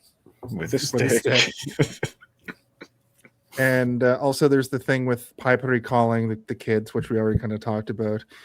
And they threaten to keep the Santa hostage, and then they start to torture him. But right then, Peter comes in and he's like, guys, stop. They're like, torturing what is he him." looking at? And he's like, his eyes start to do like a weird shimmer. Because, okay, we all know the story about old Saint Nick. He's got a little like twinkle in his eye, right? Like that's one of the things about Santa Claus that is like in his legend of things that we love about Santa is he's got a twinkle in his eye. But when his eyes are twinkling in this, it's like, I'm going to steal you from your home and replace you with a wicker doll. That's what the twinkle means. But then there's I that liked it. sweet I thought it was scene. cool and creepy. And I'm like, they're taking all these little bits of like Santa lore and making it creepy, which I like. It reminds me of those really shitty, like everything that went into the public domain recently, where they're making those like weird shit, like the shitty horror. Yeah, like Popeye and Yeah, Peter yeah. Pan and Winnie the Winnie Pooh. the And Pooh, stuff. Yeah, all that Betty stuff. Boop. But this is like, you know, this is that, but Unbelievable. done well. You know, those movies are fun. They're a laugh. You can have your friends over and like be like, this is garbage. But like, It this, reminds me of the old Asylum movies when they were churning out the like Asylum. Asylum was churning out like not parodies, but like names of movies that sounded enough like a grandmother were going but by. those movies have about the same budget as this relative Yeah. to the timeline of money or whatever. But like, this movie has a little bit more tender loving care put into it, you know, in terms of like they actually had like a little bit of an interesting idea, and they're taking the lore and making it something that you want to see more of within the context of this film, not necessarily beyond it for a sequel or anything. But like the Winnie the Pooh stuff, it's like, what if Christopher Robin created psychosis by leaving, and like that's like the only thing they have, and they just like, now it's like a Jason movie, except it's fucking Winnie the Pooh like summoning bees to sting you to death or whatever. Yeah, or Steamboat Willie. There's like 3 Steamboat Willie movies, which is I insane. haven't just seen any. churned those I out. watched that Yeah. first Winnie the Pooh, Blood and Honey, and you know what? I didn't hate it, but I don't really care to watch the second one. I'm like, okay. I've never heard of these movies. Well, Yeah. come on over. There's an MCU basically of called MC public Pooh. domain. Yeah, the MC Pooh. I really like this scene where Pietari's like, "Here, Dad, here's a stick. You have to give me 15 lashes because I've been naughty." Yeah. And also all the rest of the kids are gone. And then he kind of starts to tell him about the mountain situation and how he went there with Juuso. And When was this? Wait, do we get to the part where like the kid wakes up the Santa? that's coming, like he goes in after this, I think, and that happens. Yeah, that's literally the next scene. Pi goes in and Santa starts looking at him. Pi tells the dad he is Santa, and he reacts to Pietari, and also the gun fires off and they tie him up. So this part is funny because like it builds off that whole line of like they don't care about the kids, and so it's like they're wondering about this old man. The kid walks in. The old man's staring at the kid. Oh, and, like, yeah. looks really interested in the kid, and they just grab whatever the kid, Petrie, and like brings it in front of him. It's like, do you know this man? Yeah, and he's like, no. It's like, And he's could be like, a total, yes. like, pedophile situation. He's like, Yeah, the implication at this exact moment is like, Who's this this guy man? You came know and this looked man? in your window man, and he's yeah. been terrorizing the kids of the town. Yeah. yeah. Also, he's fully nude. But by it's the like way. it's like they're getting Petrie in trouble. They're like, why are you like talking to this man? It's like, well, the man's a creep. Kill that guy. But also, he's been telling them all about this the whole time. It's not like he's been keeping this shit a secret, right? Yeah, I was disappointed because I thought they would like instantly be like, oh shit, like he's staring at the kid. We need to like, but they, like you say, they bring him up by the scruff and like use him almost like bait. He's like hypnotized by him. little bit unnerving, and also at the same time you're like, where is it gonna go from this It point? just shows you more that these parents don't care about these kids. Yeah, but I mean, they Won't are somebody please think of the children? think of the children, but they're very concerned about how they're going to get this next paycheck, right? But Yeah. they think they need to get rid of this guy because they're already in enough trouble. And now they're like, well, what is this guy? The other man's like, he's not human. And now they're like, he can smell this kid through the walls. He hates wearing clothes. he's got a twinkle in his dinkle or whatever. Is this where the walkie-talkie goes off now? Yes. Yeah, the okay. subsonic Sub-Zero Inc. people are on the walkie, and they're gonna land soon, and they want Santa. And Rauno talks to them, the dad. He tells them they have Santa for sale. Yeah, and then they spend the next 15 minutes of the movie arguing about how much they're gonna actually charge for it. And good old Sisu is he goes for just the amount that they have lost. But the guy dressed as Santa is like $1 million. Yeah, what the fuck, $1 million? What are you talking about? 85,000. We could get $1 million for this. This is old Saint Nick. Up on the rooftop, reindeer paws. Here comes good old Santa Claus. You know what I'm talking about, folks? Yeah, that classic song. So they drive to the meet. They're gonna get the debt plus more. And that's that they get there, and that's when he like looks down at the ground. The guy, what's that character's name? Even the like John Hammond, he's played by Riley. They never say his name. I'm pretty sure it matters. Yeah. But my point is they get there and they're gonna have the meet, and the guy finds the hairdryer on the ground. That's when he sniffs it. Yeah. They also have like, and then he's like, put that hairdryer down, and then he stuffs it in his pants like a gun. Great. Imagine a full remake of this movie with the Edgar Wright crew, Nick Frost and Simon Pegg as like these characters. I think that would be a cool remake and expand kind of the universe in a funny. I think that instead of a remake, it's just a continuation of this, like a sequel. Yeah. Okay. This whole cast is back, and then we could have Nick Frost and Simon Pegg in there as well. Like, what do you mean you killed old Saint Nick? While he's eating an ice cream cone. Yeah. It's the fourth one. Cornetto. Yeah, the Cornetto quadrilogy. Yeah. Yeah. Up on the rooftop, reindeer paws. I do like that they dress him in his Santa suit, and it's kind of like that shitty, crappy one that he's wearing or whatever. But like, because he's so lithe and like skinny, it's like it's a Santa that you don't see, and it's more disturbing, you know. If a couple of the elves afterward, you start to see that there are some like, you know, more jolly looking Santas out there, but like this one in particular, they chose the right creep to be this old spooky man. He's not nice to look at, basically.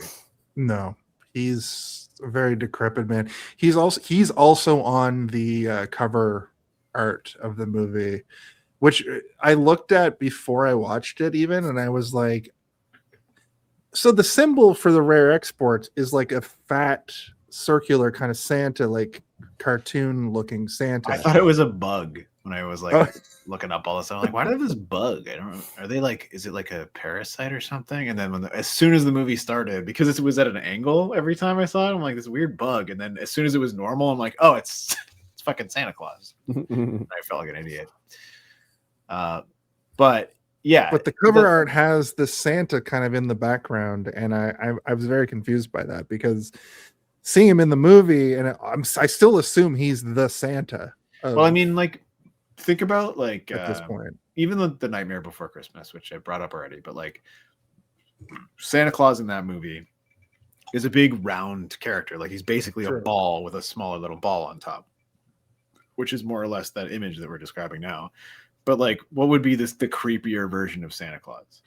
A super tall, skinny man with a tangly, weird beard, and like every feature is sharp. And his have you guys ever seen the music video for the Metallica song "The Unforgiven"? That's what this Santa reminded me of. Here, go ahead and see. I'll see if I can find a picture of this because this is what this reminds me of. Anyway, the point that I'm making is that this Santa Claus is creepy, and it's because of the fact that they picked a tall, skinny man to be Santa Claus. That's all I wanted to say. He's been living in a reindeer's butt. Yeah, He can't be it's fat. true. He can't be fat. That reindeer was a particularly thin reindeer. But this is where the handoff happens, and there's some very funny, like, lost in translation humor that happens here, but it's all basically just like one man translating to another man in English the things that one person is saying. It's like it all like hinges on that one guy's performance, and I think he does a pretty decent job of making it all funny. Because, like you said, Matt, like, where are my men? Yes, we are men. Like, that's funny. Yeah. I have seen that. This is what the Santa reminds me of from the Unforgiven music video. New blood joins this earth. Sorry. Sorry. Sorry. Sorry. Well, Wait, what the heck? Segment? Why is the doorbell ringing? Hey, Jason. Hey, Steve. I'm just in this liminal white space, and I realize that it's Thursday. That means it's time for the podcast. You guys have done 210 episodes. I'm really impressed. And I don't know, something about featureless whiteness just made me think of you guys, and I just wanted to say congratulations. That's all. Love you. thanks, Alex. That's a face I haven't seen in a long time. He just keeps insulting us. I got a little bit of behind the scenes for you guys if you want to see some behind the scenes of that moment.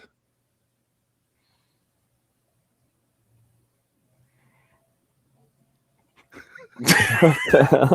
He got it from security. His boss sent this to Jason earlier today. Yeah. So That's funny.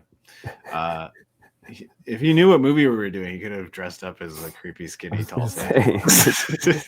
Wait 30 more years, he'll look just like that guy. Yeah. well, this is actually just a picture of him. This looks more like the guy from Rocky Horror Picture Show that's like, time is fleeting.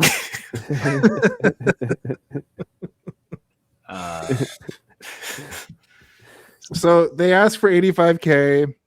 The old guy checks out the cargo. Interesting that there's a giant 24 on the door of this cabin, because that's what it also said on the advent calendar that Pietari was stapling up. I mean, that's just Christmas Eve, right? Yeah. Christmas Eve, baby. But that's also where they're keeping Krampus. There's this next moment is weird because the like Dr. Hammond Riley guy is like, everybody put your guns down and smile.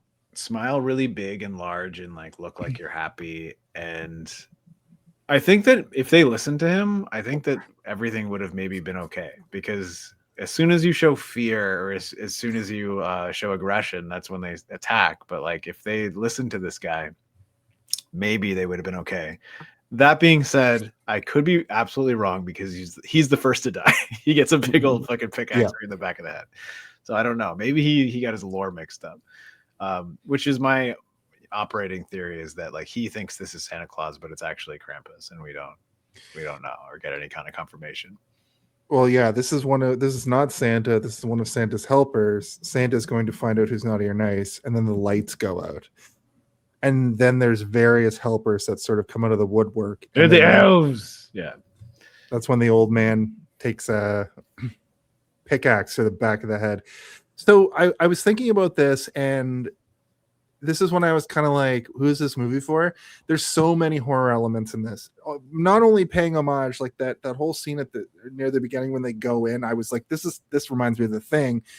But a lot of this is very horror, but then with this like lighthearted Christmas sort of wrapping paper. Tina. Yeah. Yeah. Tina. Wasn't that the kid's name? No, that was the mom's name. Yeah. They just call her Tina for short. Yeah. But it then just becomes a zombie style naked. It becomes 28 years later. At this point. Yeah, and this is also where I'm like, oh, this is definitely not for kids, because one, old schlong is one story, but an army marching at you through the darkness is a whole other thing. That's where you really jack up the rating to fucking R. Also, like, I assume that it's different in places like Sweden and Finland to have nudity affect the rating, right? It's like they love their saunas. Yeah, and like I bet you. Do you think it was rated R in Finland and stuff? I bet you not. I don't even know what the rating system is like over there, so I couldn't tell you. But like, I also believe that like there's like nudity in commercials and stuff, Yeah, in certain areas of the world. So like, I assume that nudity, especially if it's just a flaccid old man dick, they're just like, yeah, everybody has one. Who It's gives a very shit? European. Yeah. Yeah. Why do we make higher rating for penis? Everyone has penis unless you're a woman. Then you have boobie. And no vagina unless you have vagina. No, you just don't have penis. We don't talk about vagina. No, we don't talk about that. Well, they go inside, and Pietari is looking at a giant nest. Well, this is what I thought. I thought it was a giant nest for Santa, and he alludes to that, but really it's something frozen in a giant cube of ice ice. cube, yeah. And they Yeah. have So, quick stuff. Google search. Yeah. In Finland, the movie Rare Exports was rated K-12, meaning it was suitable for 12 and up. That's yeah. I mean, I was assuming, and I think that the only reason it's rated R in North America is because of all the old man. Yeah, dick. differing from its U.S. R rating for old man nudity. Old man nudity. So that's why so many people on the internet were like, "This movie scarred me as a kid," Nudity, there's a whole because they were probably European, and also it's kind of wow, that's wild. In Europe, they still have that thing that we had in the 80s and the early 90s where we have it's to like maybe Labyrinth. we have to give a round of applause for old man nudity.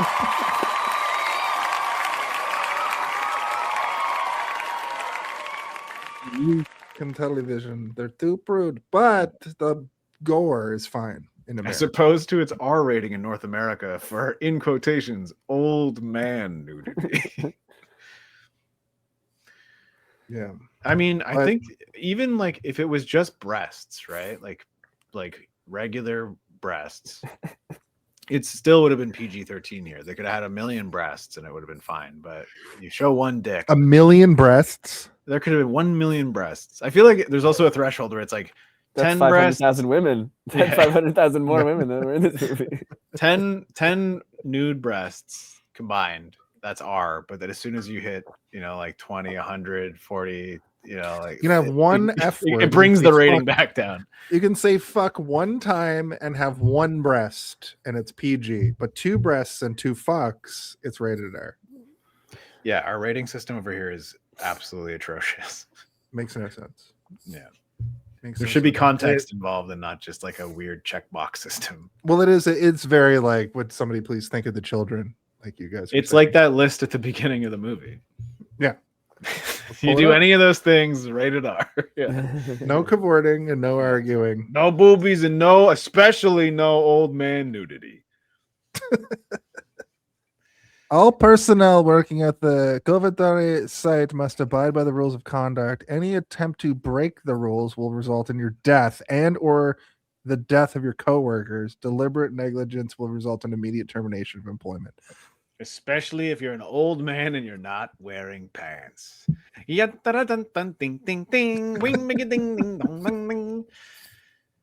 Okay.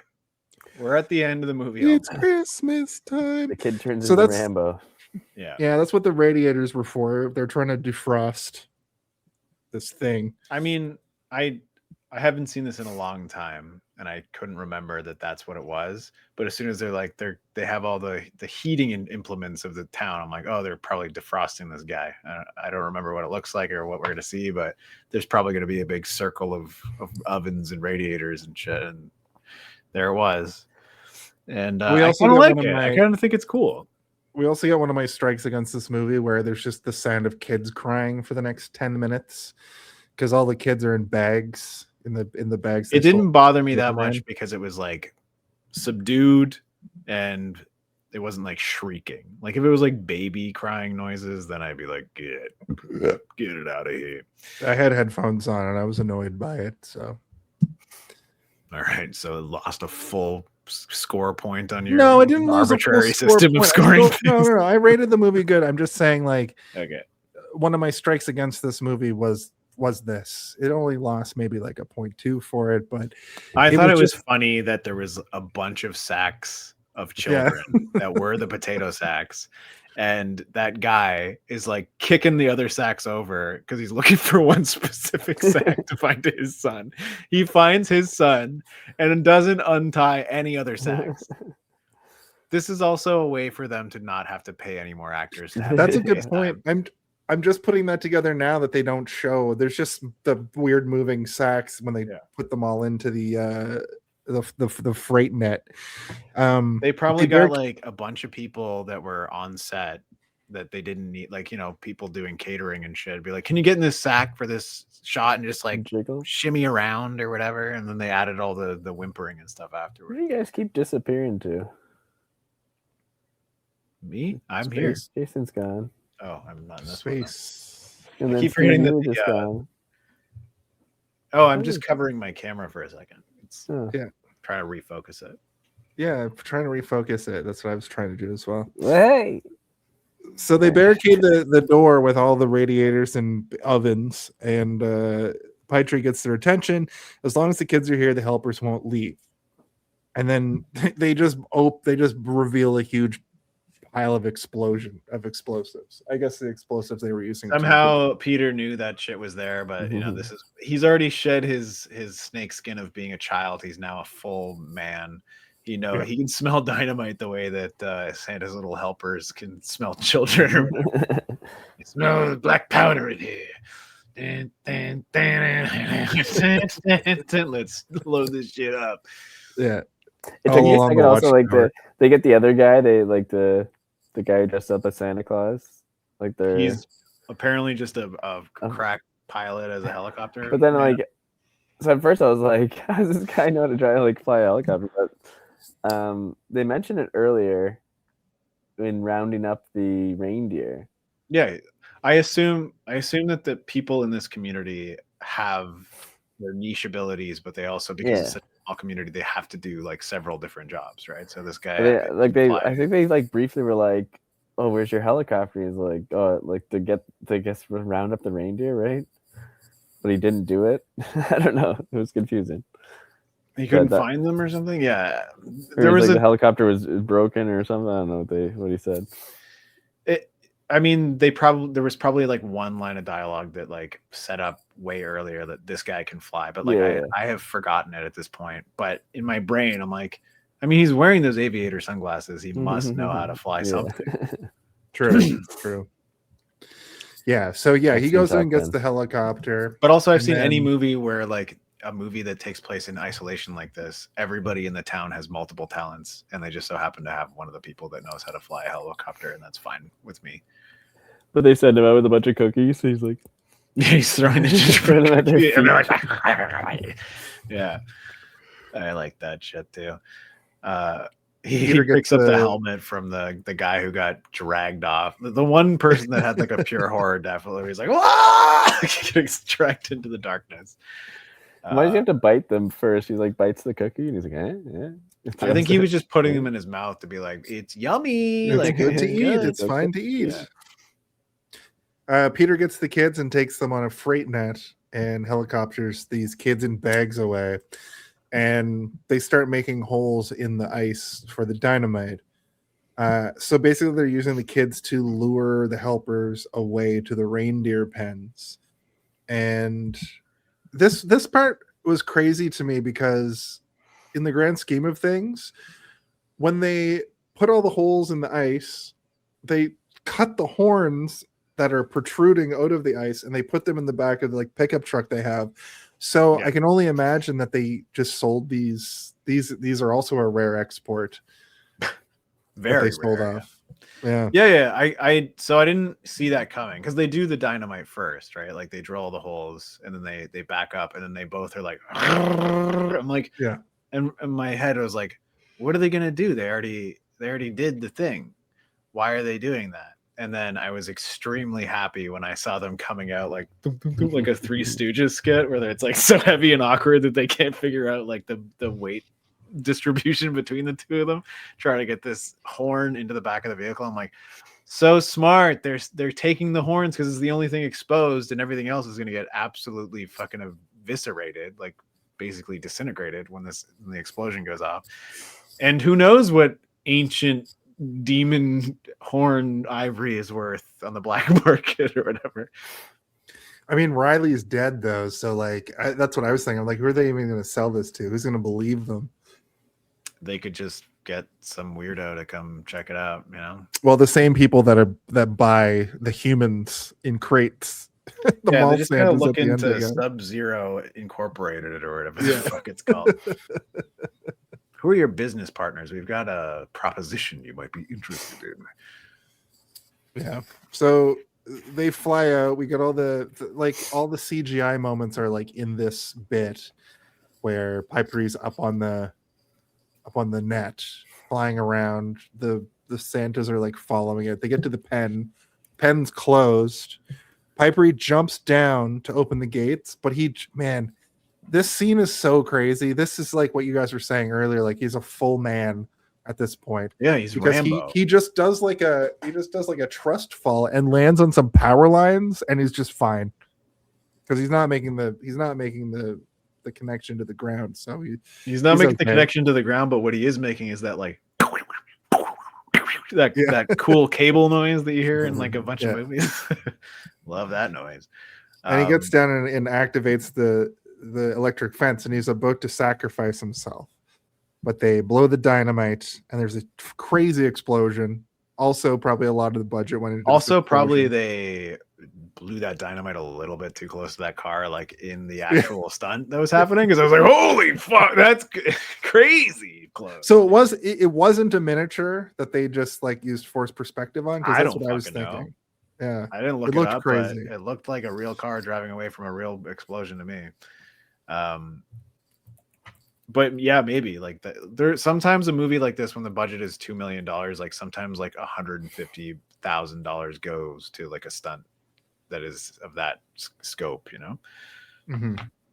It's like we spent $20,000 in the cast, and then like $100,000, like $900,000 on whatever the fuck else, like building the sets and all that shit, feeding people, lighting, camera gear, and then we spent a shitload on this one explosion at the end. So we gotta get it right, and if we don't, the movie's fucked. Yeah, like that part in Tropic Thunder where they accidentally detonate too quickly. It's supposed to be like. Yeah. Matt, are you looking it up right now, trying to be like, was it real? Yeah. Yeah.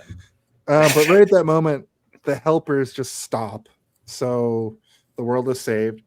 It's like the battle droids at the end of episode 1 where they're like, and Jar Jar's like, base all broken. What's going on? I thought they were just gonna wander off. Like, all right. So did I. And also I had a bit They're in a pen. They're in the pen. They can't.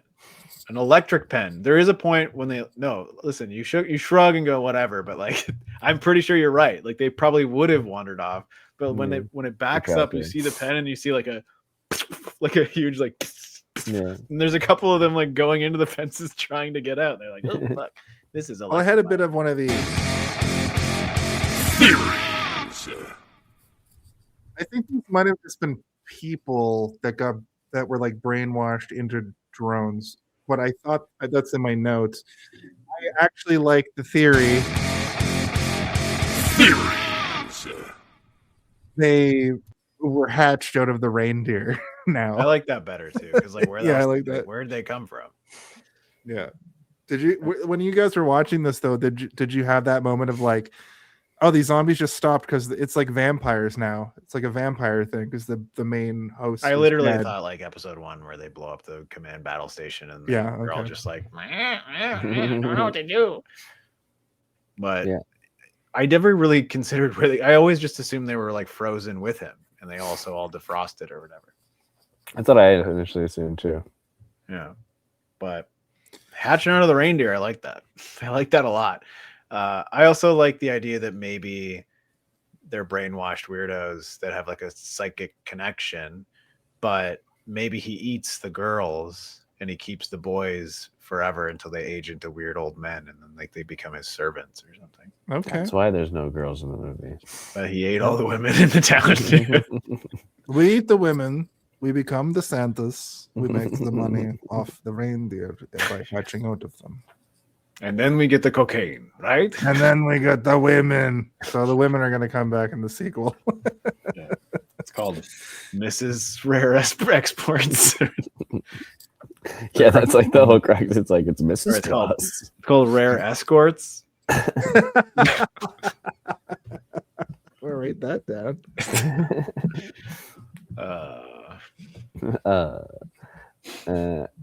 So there was 190 elves, and they're like, "What's that worth?" Well, about 85,000 for one. So what?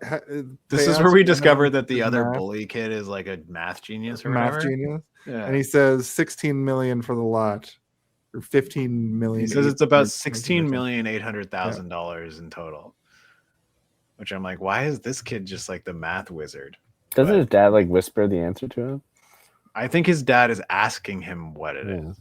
Yeah. His dad's like, what is it? What is it? Tell me, son. I'm stupid. I'm a potato farmer. I don't know how to do this. This is where I wrote, I really would have liked to see a rampaging Santa giant. I think that was a missed opportunity. With no like, horns. even He's like, where's my horns? no He speaks horns. perfect He's on American fire. English. And it has a similar moment to like Pie Tree closing his eyes, you know, and then Jason, everybody's I stopping. guarantee you that there was a version of the script of this movie where that happened. And you should rest easy at night, especially Christmas Eve, knowing that the thing that you wanted to happen is probably what was written into They were like, we don't have the $500,000 to do that sequence. we can pay 280 old men to get naked, but we cannot afford to try. We can get Sam Jackson for our next movie, or we can have a rampaging Santa. And they were like, Sam Jackson. Yeah. And then maybe we can do like a follow-up and Sam Jackson can be Santa Claus. Yeah, perfect. The actual Santa shows up and it's Sam Jackson. And he's just Shaft. Santa Jackson. Yeah. So the movie is over, but we get the equivalent of, I guess, a kind of a post-credits, but it's still in the movie, where there's 312 days left of Christmas. They are hosing down the Santas. Then 76 days to Christmas. They're training them to be mall Santas, basically. And then my other one of these. This movie is just the origin story for mall Santas. So it takes place in the 1970s. I guess that's when malls were invented. I don't know. When did the first like big metropolitan mall happen? Probably like around probably the late 60s, early 70s. Let's look it up on the Googles. But I mean, he also doesn't he send it to like Zanzibar or something, like that's where one of them's going. So it's like they're going all over the world. True. And like malls, I think were like there's an alternate universe. Oh, I didn't know. I didn't know we were in the multiverse. 1800s. Also, multiverse is spelled M-A-L-T-verse. M-A, the saying the word all. So I thought universe. This might have been not as like silly and absurd, but like why didn't because you're selling all these Santas, like it's a one-time go. You're never getting that money back. Like, you know, you're not. It's just a one-time sale, and you're closing up shop. You're not getting more Santas. But maybe they're making enough money that they can just like finally live in peace for the rest of the days. But $16 million is like 20 years for. Also, I don't think that I got enough fanfare for multiverse spelled M-A-L-L-T-verse. Multiverse is pretty funny. Welcome to the mall. Everybody are naked Santa Clauses. They've got weird. Oh, it's so long. Okay. But yeah, like why didn't they just like turn it into like its own little workshop, and then they just became Santa? Whoa, make them mate. They could have just been making toys and stuff. Oh yeah. It was like 180 then. True, that would have been a better ending, Matt. The ending is so weird to the point that I'm like, it's almost like the end of the movie was just trying to justify the title of the movie. Yeah. It's like there's no reason for it ever to be called Rare Exports other than the end of the movie, really. I guess they're trying to export Santa out. Like And I that guess guy. they export reindeer meat, which is probably like goes all over the world, and people are like, "Ooh, reindeer meat, pretty yummy, rare. yummy in my tummy." Well, it's funny you say that because at 24 days, That's when they said the name of the movie in the movie. now normally just having rare exports written, I wouldn't. I would, but it has the I symbol mean, anytime from the it doesn't cover of say the the movie. this is what you do. So True, but it says it says rare exports with the logo of the movie with the little Santa insignia. So I Well, you don't thought it was remember very earlier where functional. like John Hammond is like, "For today, I guarantee it. We're going to do a real rare export," but he says it in Finnish or whatever. Oh well, I fucked up. Missed that. You missed it. Ruined the episode. We got to start over. You Well, missed it. hello and welcome to the episode. I'll definitely miss it. We didn't make you stay here for 3 hours though. I'm close to falling asleep. I know, you but picked the perfect we're movie. slicing off a good hour of this episode, so you should. Be Yeah, What else? Is there any more segments? there's a Yes. couple more segments. Lay it on me, So just sister. at the end here, I wrote a gritty Christmas tale. A gritty Christmas tale reminds me of 80s kids movies, which I already kind of Hit me, mentioned. gritty. Oh, these are just my final thoughts. Yeah, and the movie ends and they make their $16 million nut, and that's the end of the movie. So with that, we can probably go into our Home Alone. It's funny of It that All. a Finnish movie ended with a $16 million nut. It's like, those are both cum jokes on top of each other. Heyo, I'm always finishing.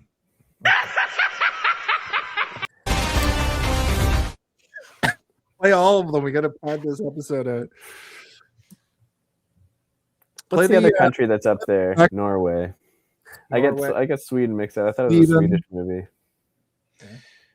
Yes. If you had to pick one, What do you think the Home when Alone of it is all? the Home Alone of it all? Can someone please tell me when the Home Alone? I of it really all gotta happens? know. When is the Home Alone of it all? What is the Home Alone of it all? Now that's the Home Alone of it all. I don't.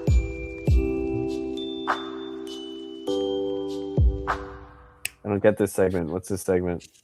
All right. You haven't been here in a while. I'll explain it. Explain it to me slowly. In the movie Home Alone, Of it there's all. a sequence where Kevin McAllister slaps down the blueprint with his nightmare funhouse drawn all over it. That he's setting up the nightmare funhouse for the burglars. Okay. Now, over the years, we've sort of posited and theorized that every movie has a segment similar to that. It's essentially the moment or the segment of the movie where it pops off, or it could just be your favorite segment of the movie, or sometimes it's literally just the third act. Since you don't come on this show, 4 times a year, I'll let you say kind of your favorite segment of the movie or your favorite part of the movie, but there's more. We need your favorite part of the movie, your final thoughts on the movie, and a rating. Yeah, Floor is I get yours, that. Matt. Well, I think the Home Alone of it all in this movie is definitely when he drops his toy. He's like sheds his boyhood, becomes a man. That's the kind of like crux That's actually really good. where he's where it kind of builds up to, I think, that moment. There's a lot of like imagery and stuff of like him like kind of, I think the whole thing is centered around him like not wanting to grow up. It's like a Peter Pan syndrome kind of thing or whatever it's called, where it's like it's all a metaphor for I don't want to grow up.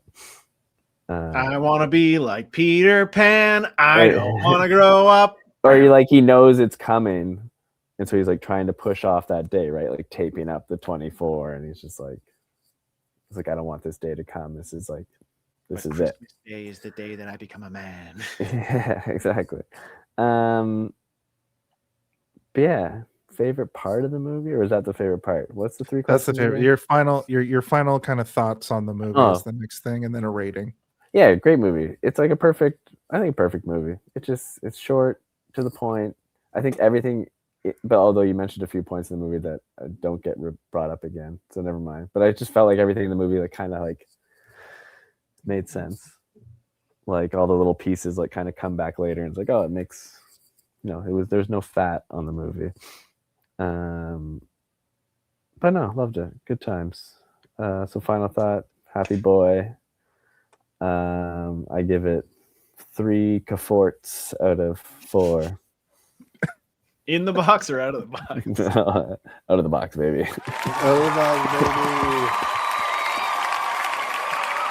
Awesome, Matt. It was nice to talk to you again, and you're welcome to come back anytime. We'll try to pick another 70-minute movie so you can get to bed at a reasonable hour. Yeah, no, it's fine.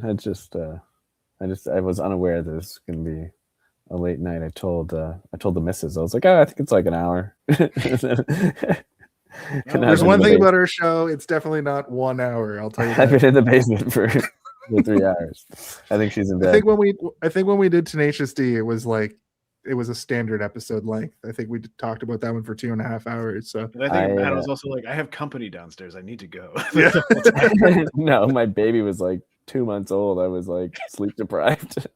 I was like, why did I agree to do this? I didn't even watch the movie again. I was like, I'm pretty sure I remember what happens. And you guys are going through it. I'm like, I forget this whole goddamn movie.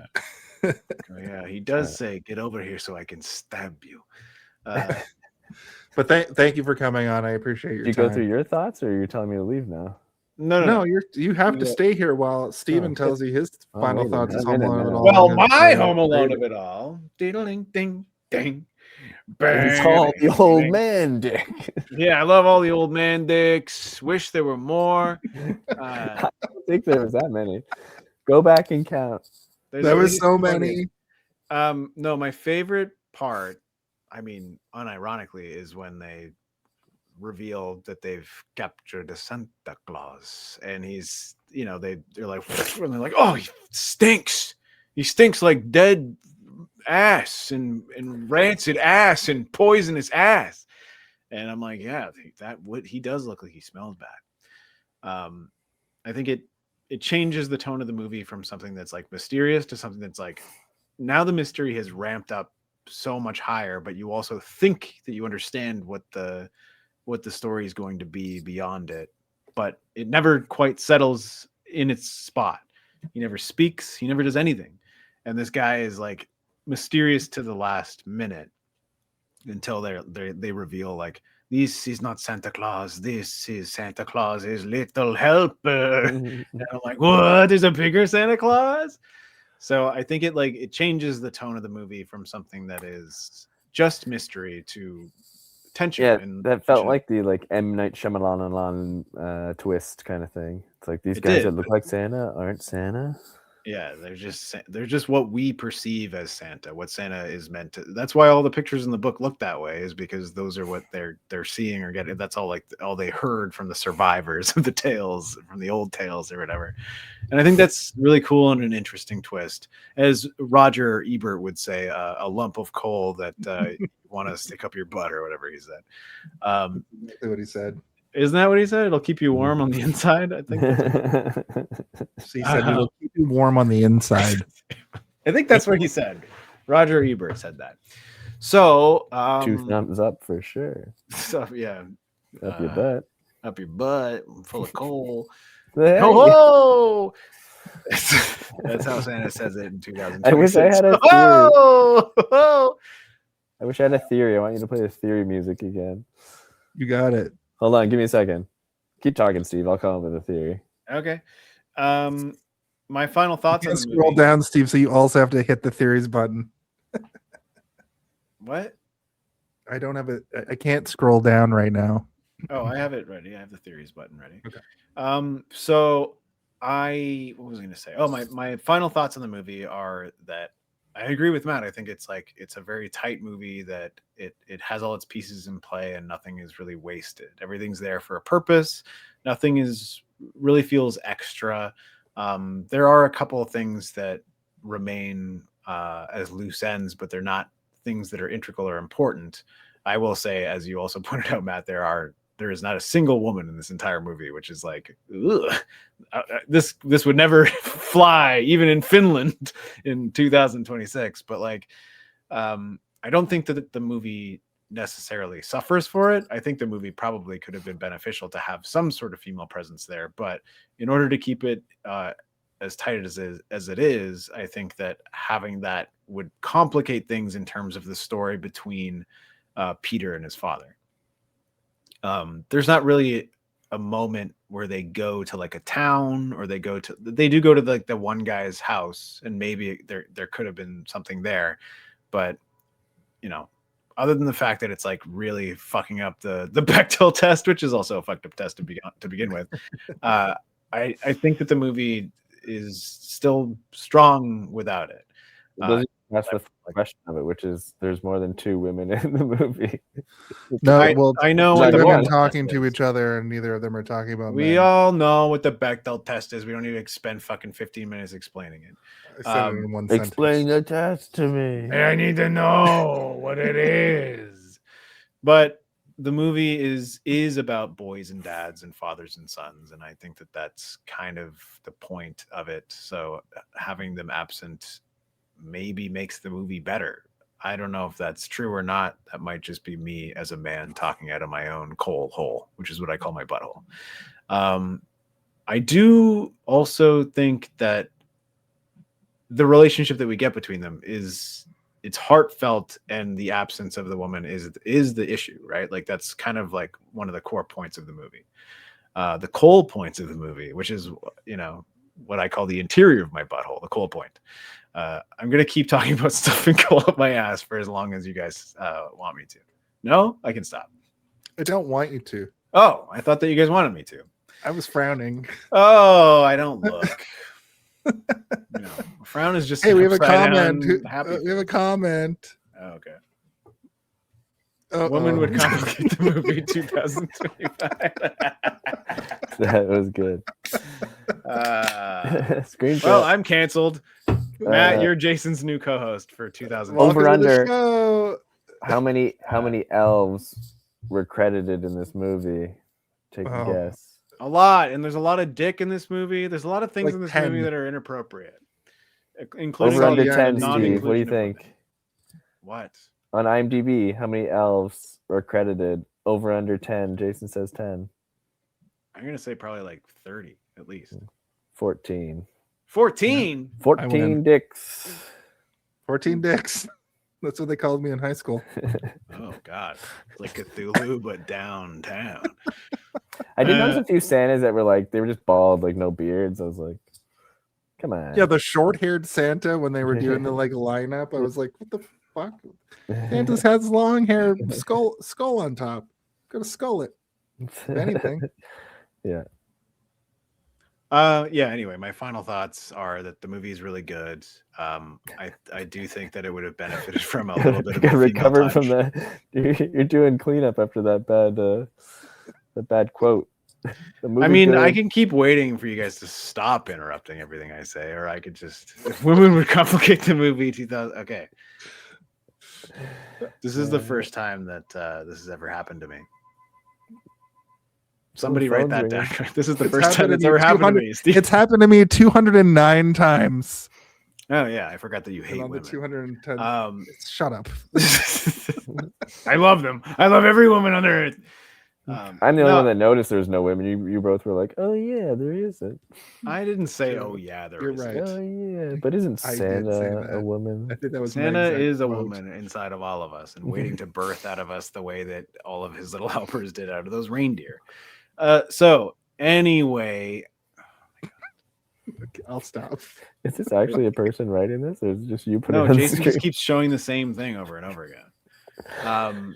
I don't know. All my thoughts are gone now. So the movie's fine. It's good. I like it. I probably will watch it again one day, but I don't know. I'm gonna make this a Christmas staple.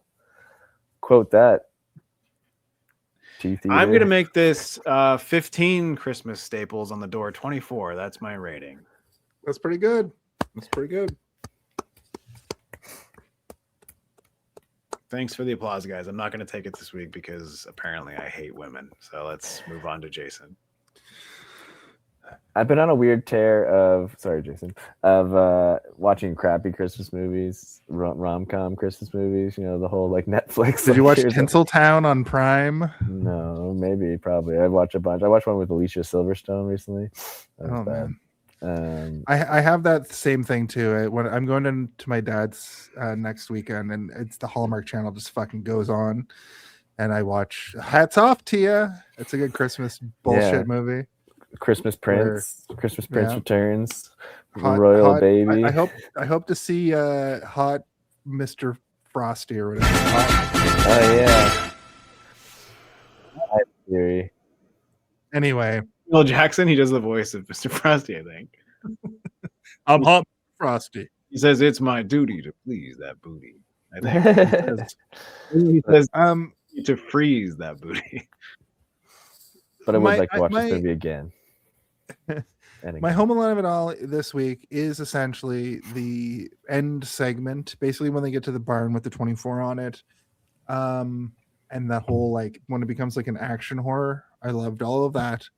Final thoughts wise, I really like this movie, but who is it for? Especially where we've uncovered the fact that it's rated 12 plus in Finland, but rated R in Canada, US, North America. So anyway, I guess it's a gritty Christmas tale. It reminds me of 80s kids movies, but like I said, like here it's not, but in Finland apparently it is Labyrinth or The Last Unicorn. There's some bad CGI that was made well more than made up for with great practical throughout the whole thing. I definitely wish there was a giant rampaging Santa at the end, but it's forgiven because it is a nice, heartwarming tale and a nice Christmas movie. I think this is the kind of thing that if I ever have kids, I'll show them when they're like 10 and expect them to be like freaked out by it, which is what it sounds like a lot of kids were shown in Finland and Europe and freaked out by it. If I was to give this a rating, Jason gets a phone call the next day from the principal of the school, and it's like, there's a lot of children complaining that you showed your son a movie where there's 900 old man dicks in it. Why did you? He keeps yelling 900 man dicks, 900 man dicks, old man dicks. Yeah. You hear So now your I'm child's voice in the background going, "No, old man dicks, old man dicks, Dad, old man dicks." Sorry, your son is saying old man dicks. Yeah.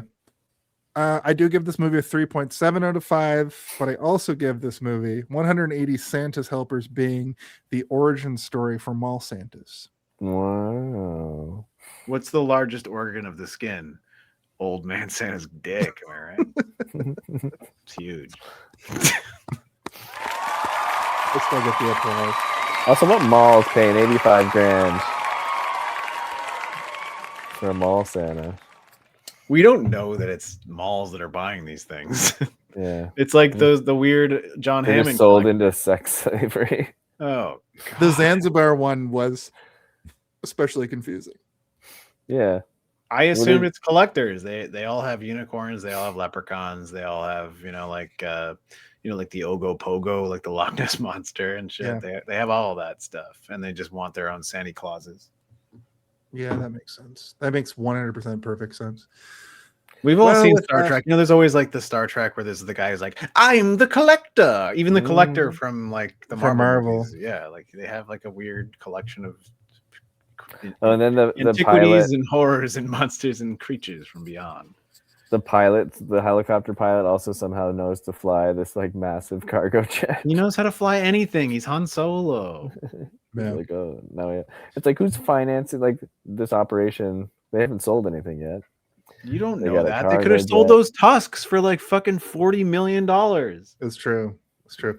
That's how they got the upstart. In a year, you think they couldn't find a buyer for those tusks in a year? Maybe that's how they got the upstart just sold money. One or like a segment of one. That's how they got the upstart money to even start their rare exports business. They sold those tusks, got $90 million, and they were able to buy all those crates. And they had those. Matt, you spent all this time trying to think of one, but we just came up with one. Theories. Tusk sellers. They sold the tusks. But with that, I would say just strapped don't- it to like the hood of his truck. He's just like, He this is just my got truck. one on the front, like on a snowmobile. Like It's so heavy, it's like weighing it down. Yeah. There's only one more exactly. segment we have to do, and that's plugs. Oh my lord, the plugs. Where the All plugs? right, Plug let me my just eyes plug this after in seeing all right that here magic.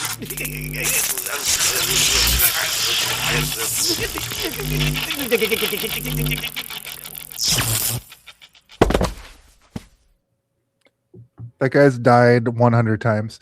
So He's like Matt, Kenny, we'll go comes to you. back every episode. It's true. Matt, we'll go to you first. Is there anything you want to plug this week? Is there anything you want to plug out there in the ether? What do you mean plug? Do you Is have there a anything you want project to you're Toilet? working What are we on? talking about? Do you want to plug a piece of coal up your ass or like anything? What do you mean plug? Like something I'm Do you have a doing? project you're working on? Anything you want people to no. know about? No. No, I fly into the radar except when I do this once every 3 years. Nice. Check me out on Coalupyourass.com. yeah. I only do hot ones. Hot coals, that is. Yeah. Not the wing show. If you Google my name, Yeah.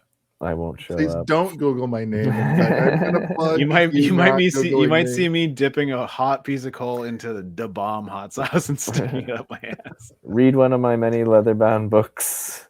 I am a published author. That's about it. I don't know.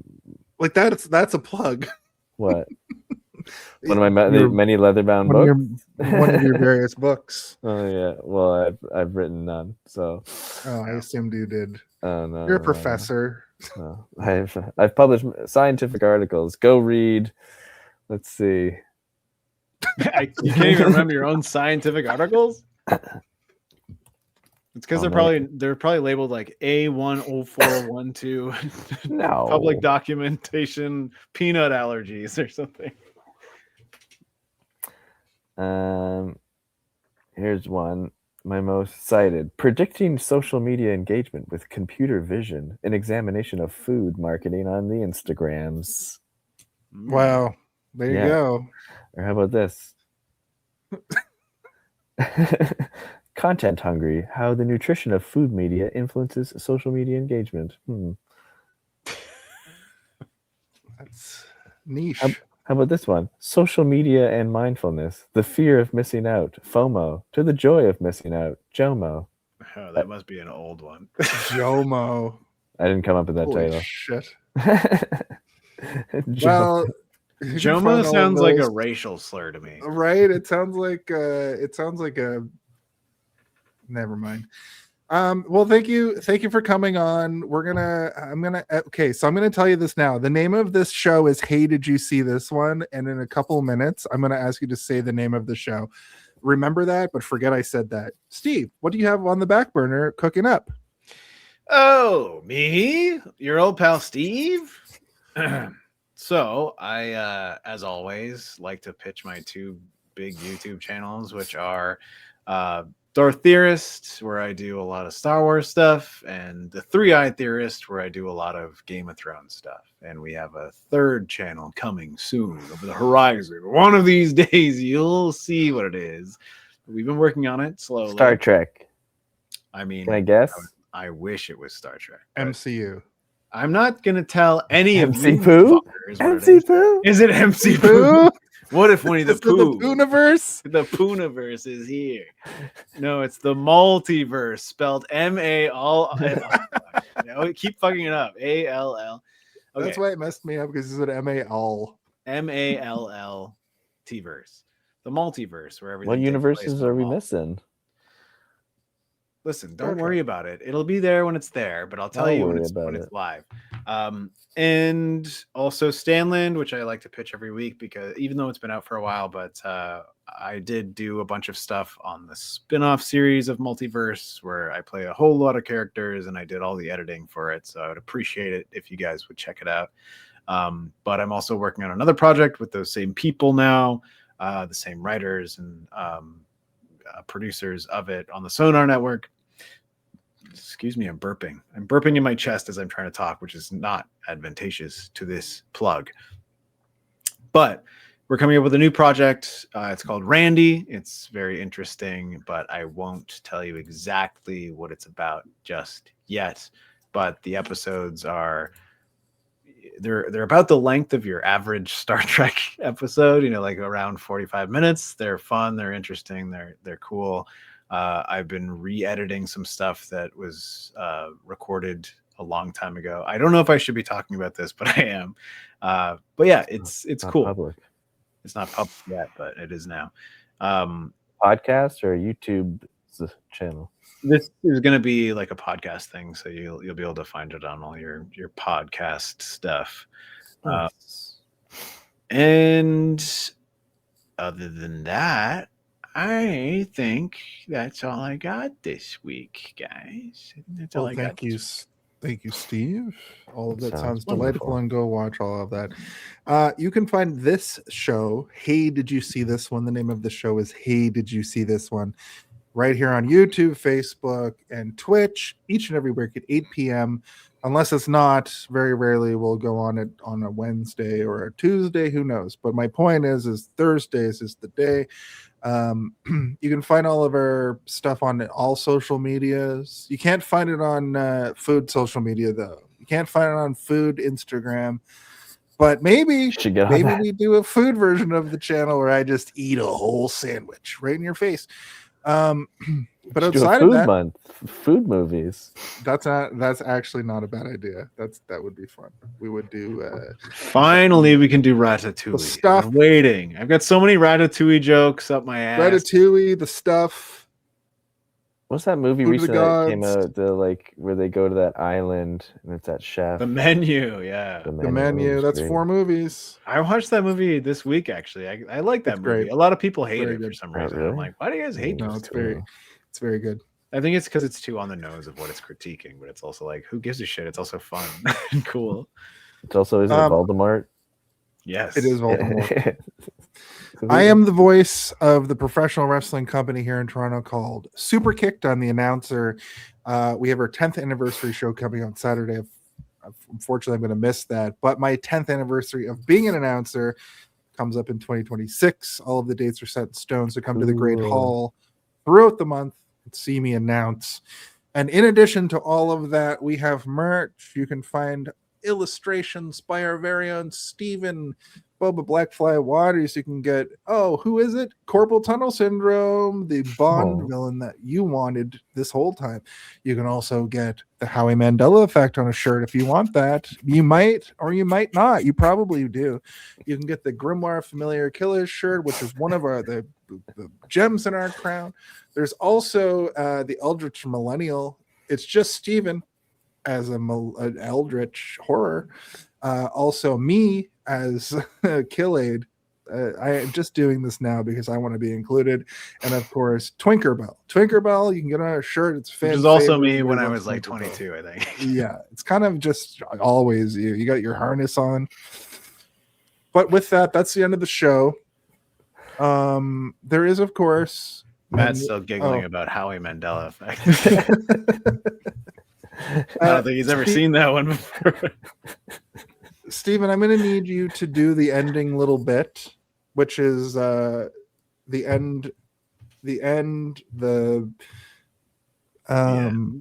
thank you for watching, and then the UFP. But before we get to that, Matt, there's one question that needs to be asked each and every week. Could you ask it for us? Hey, did you see this one? Did you? Is that okay? It's perfect. I've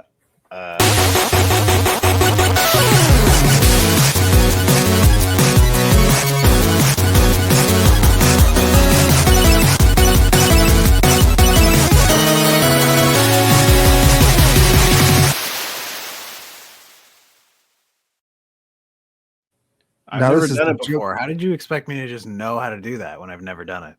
Well, you've seen it done. I've seen But it now- done, but I was like, what do I press? Do I press this or do I press this? So now the next thing is like Matt has to make the funniest joke you've ever heard, and then you click the UFP button.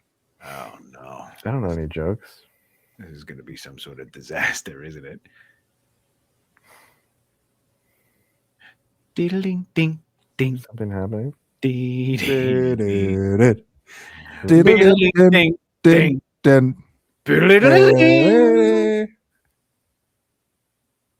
So what happens now? We just watch this. Thanks for watching. What's happening? Yep.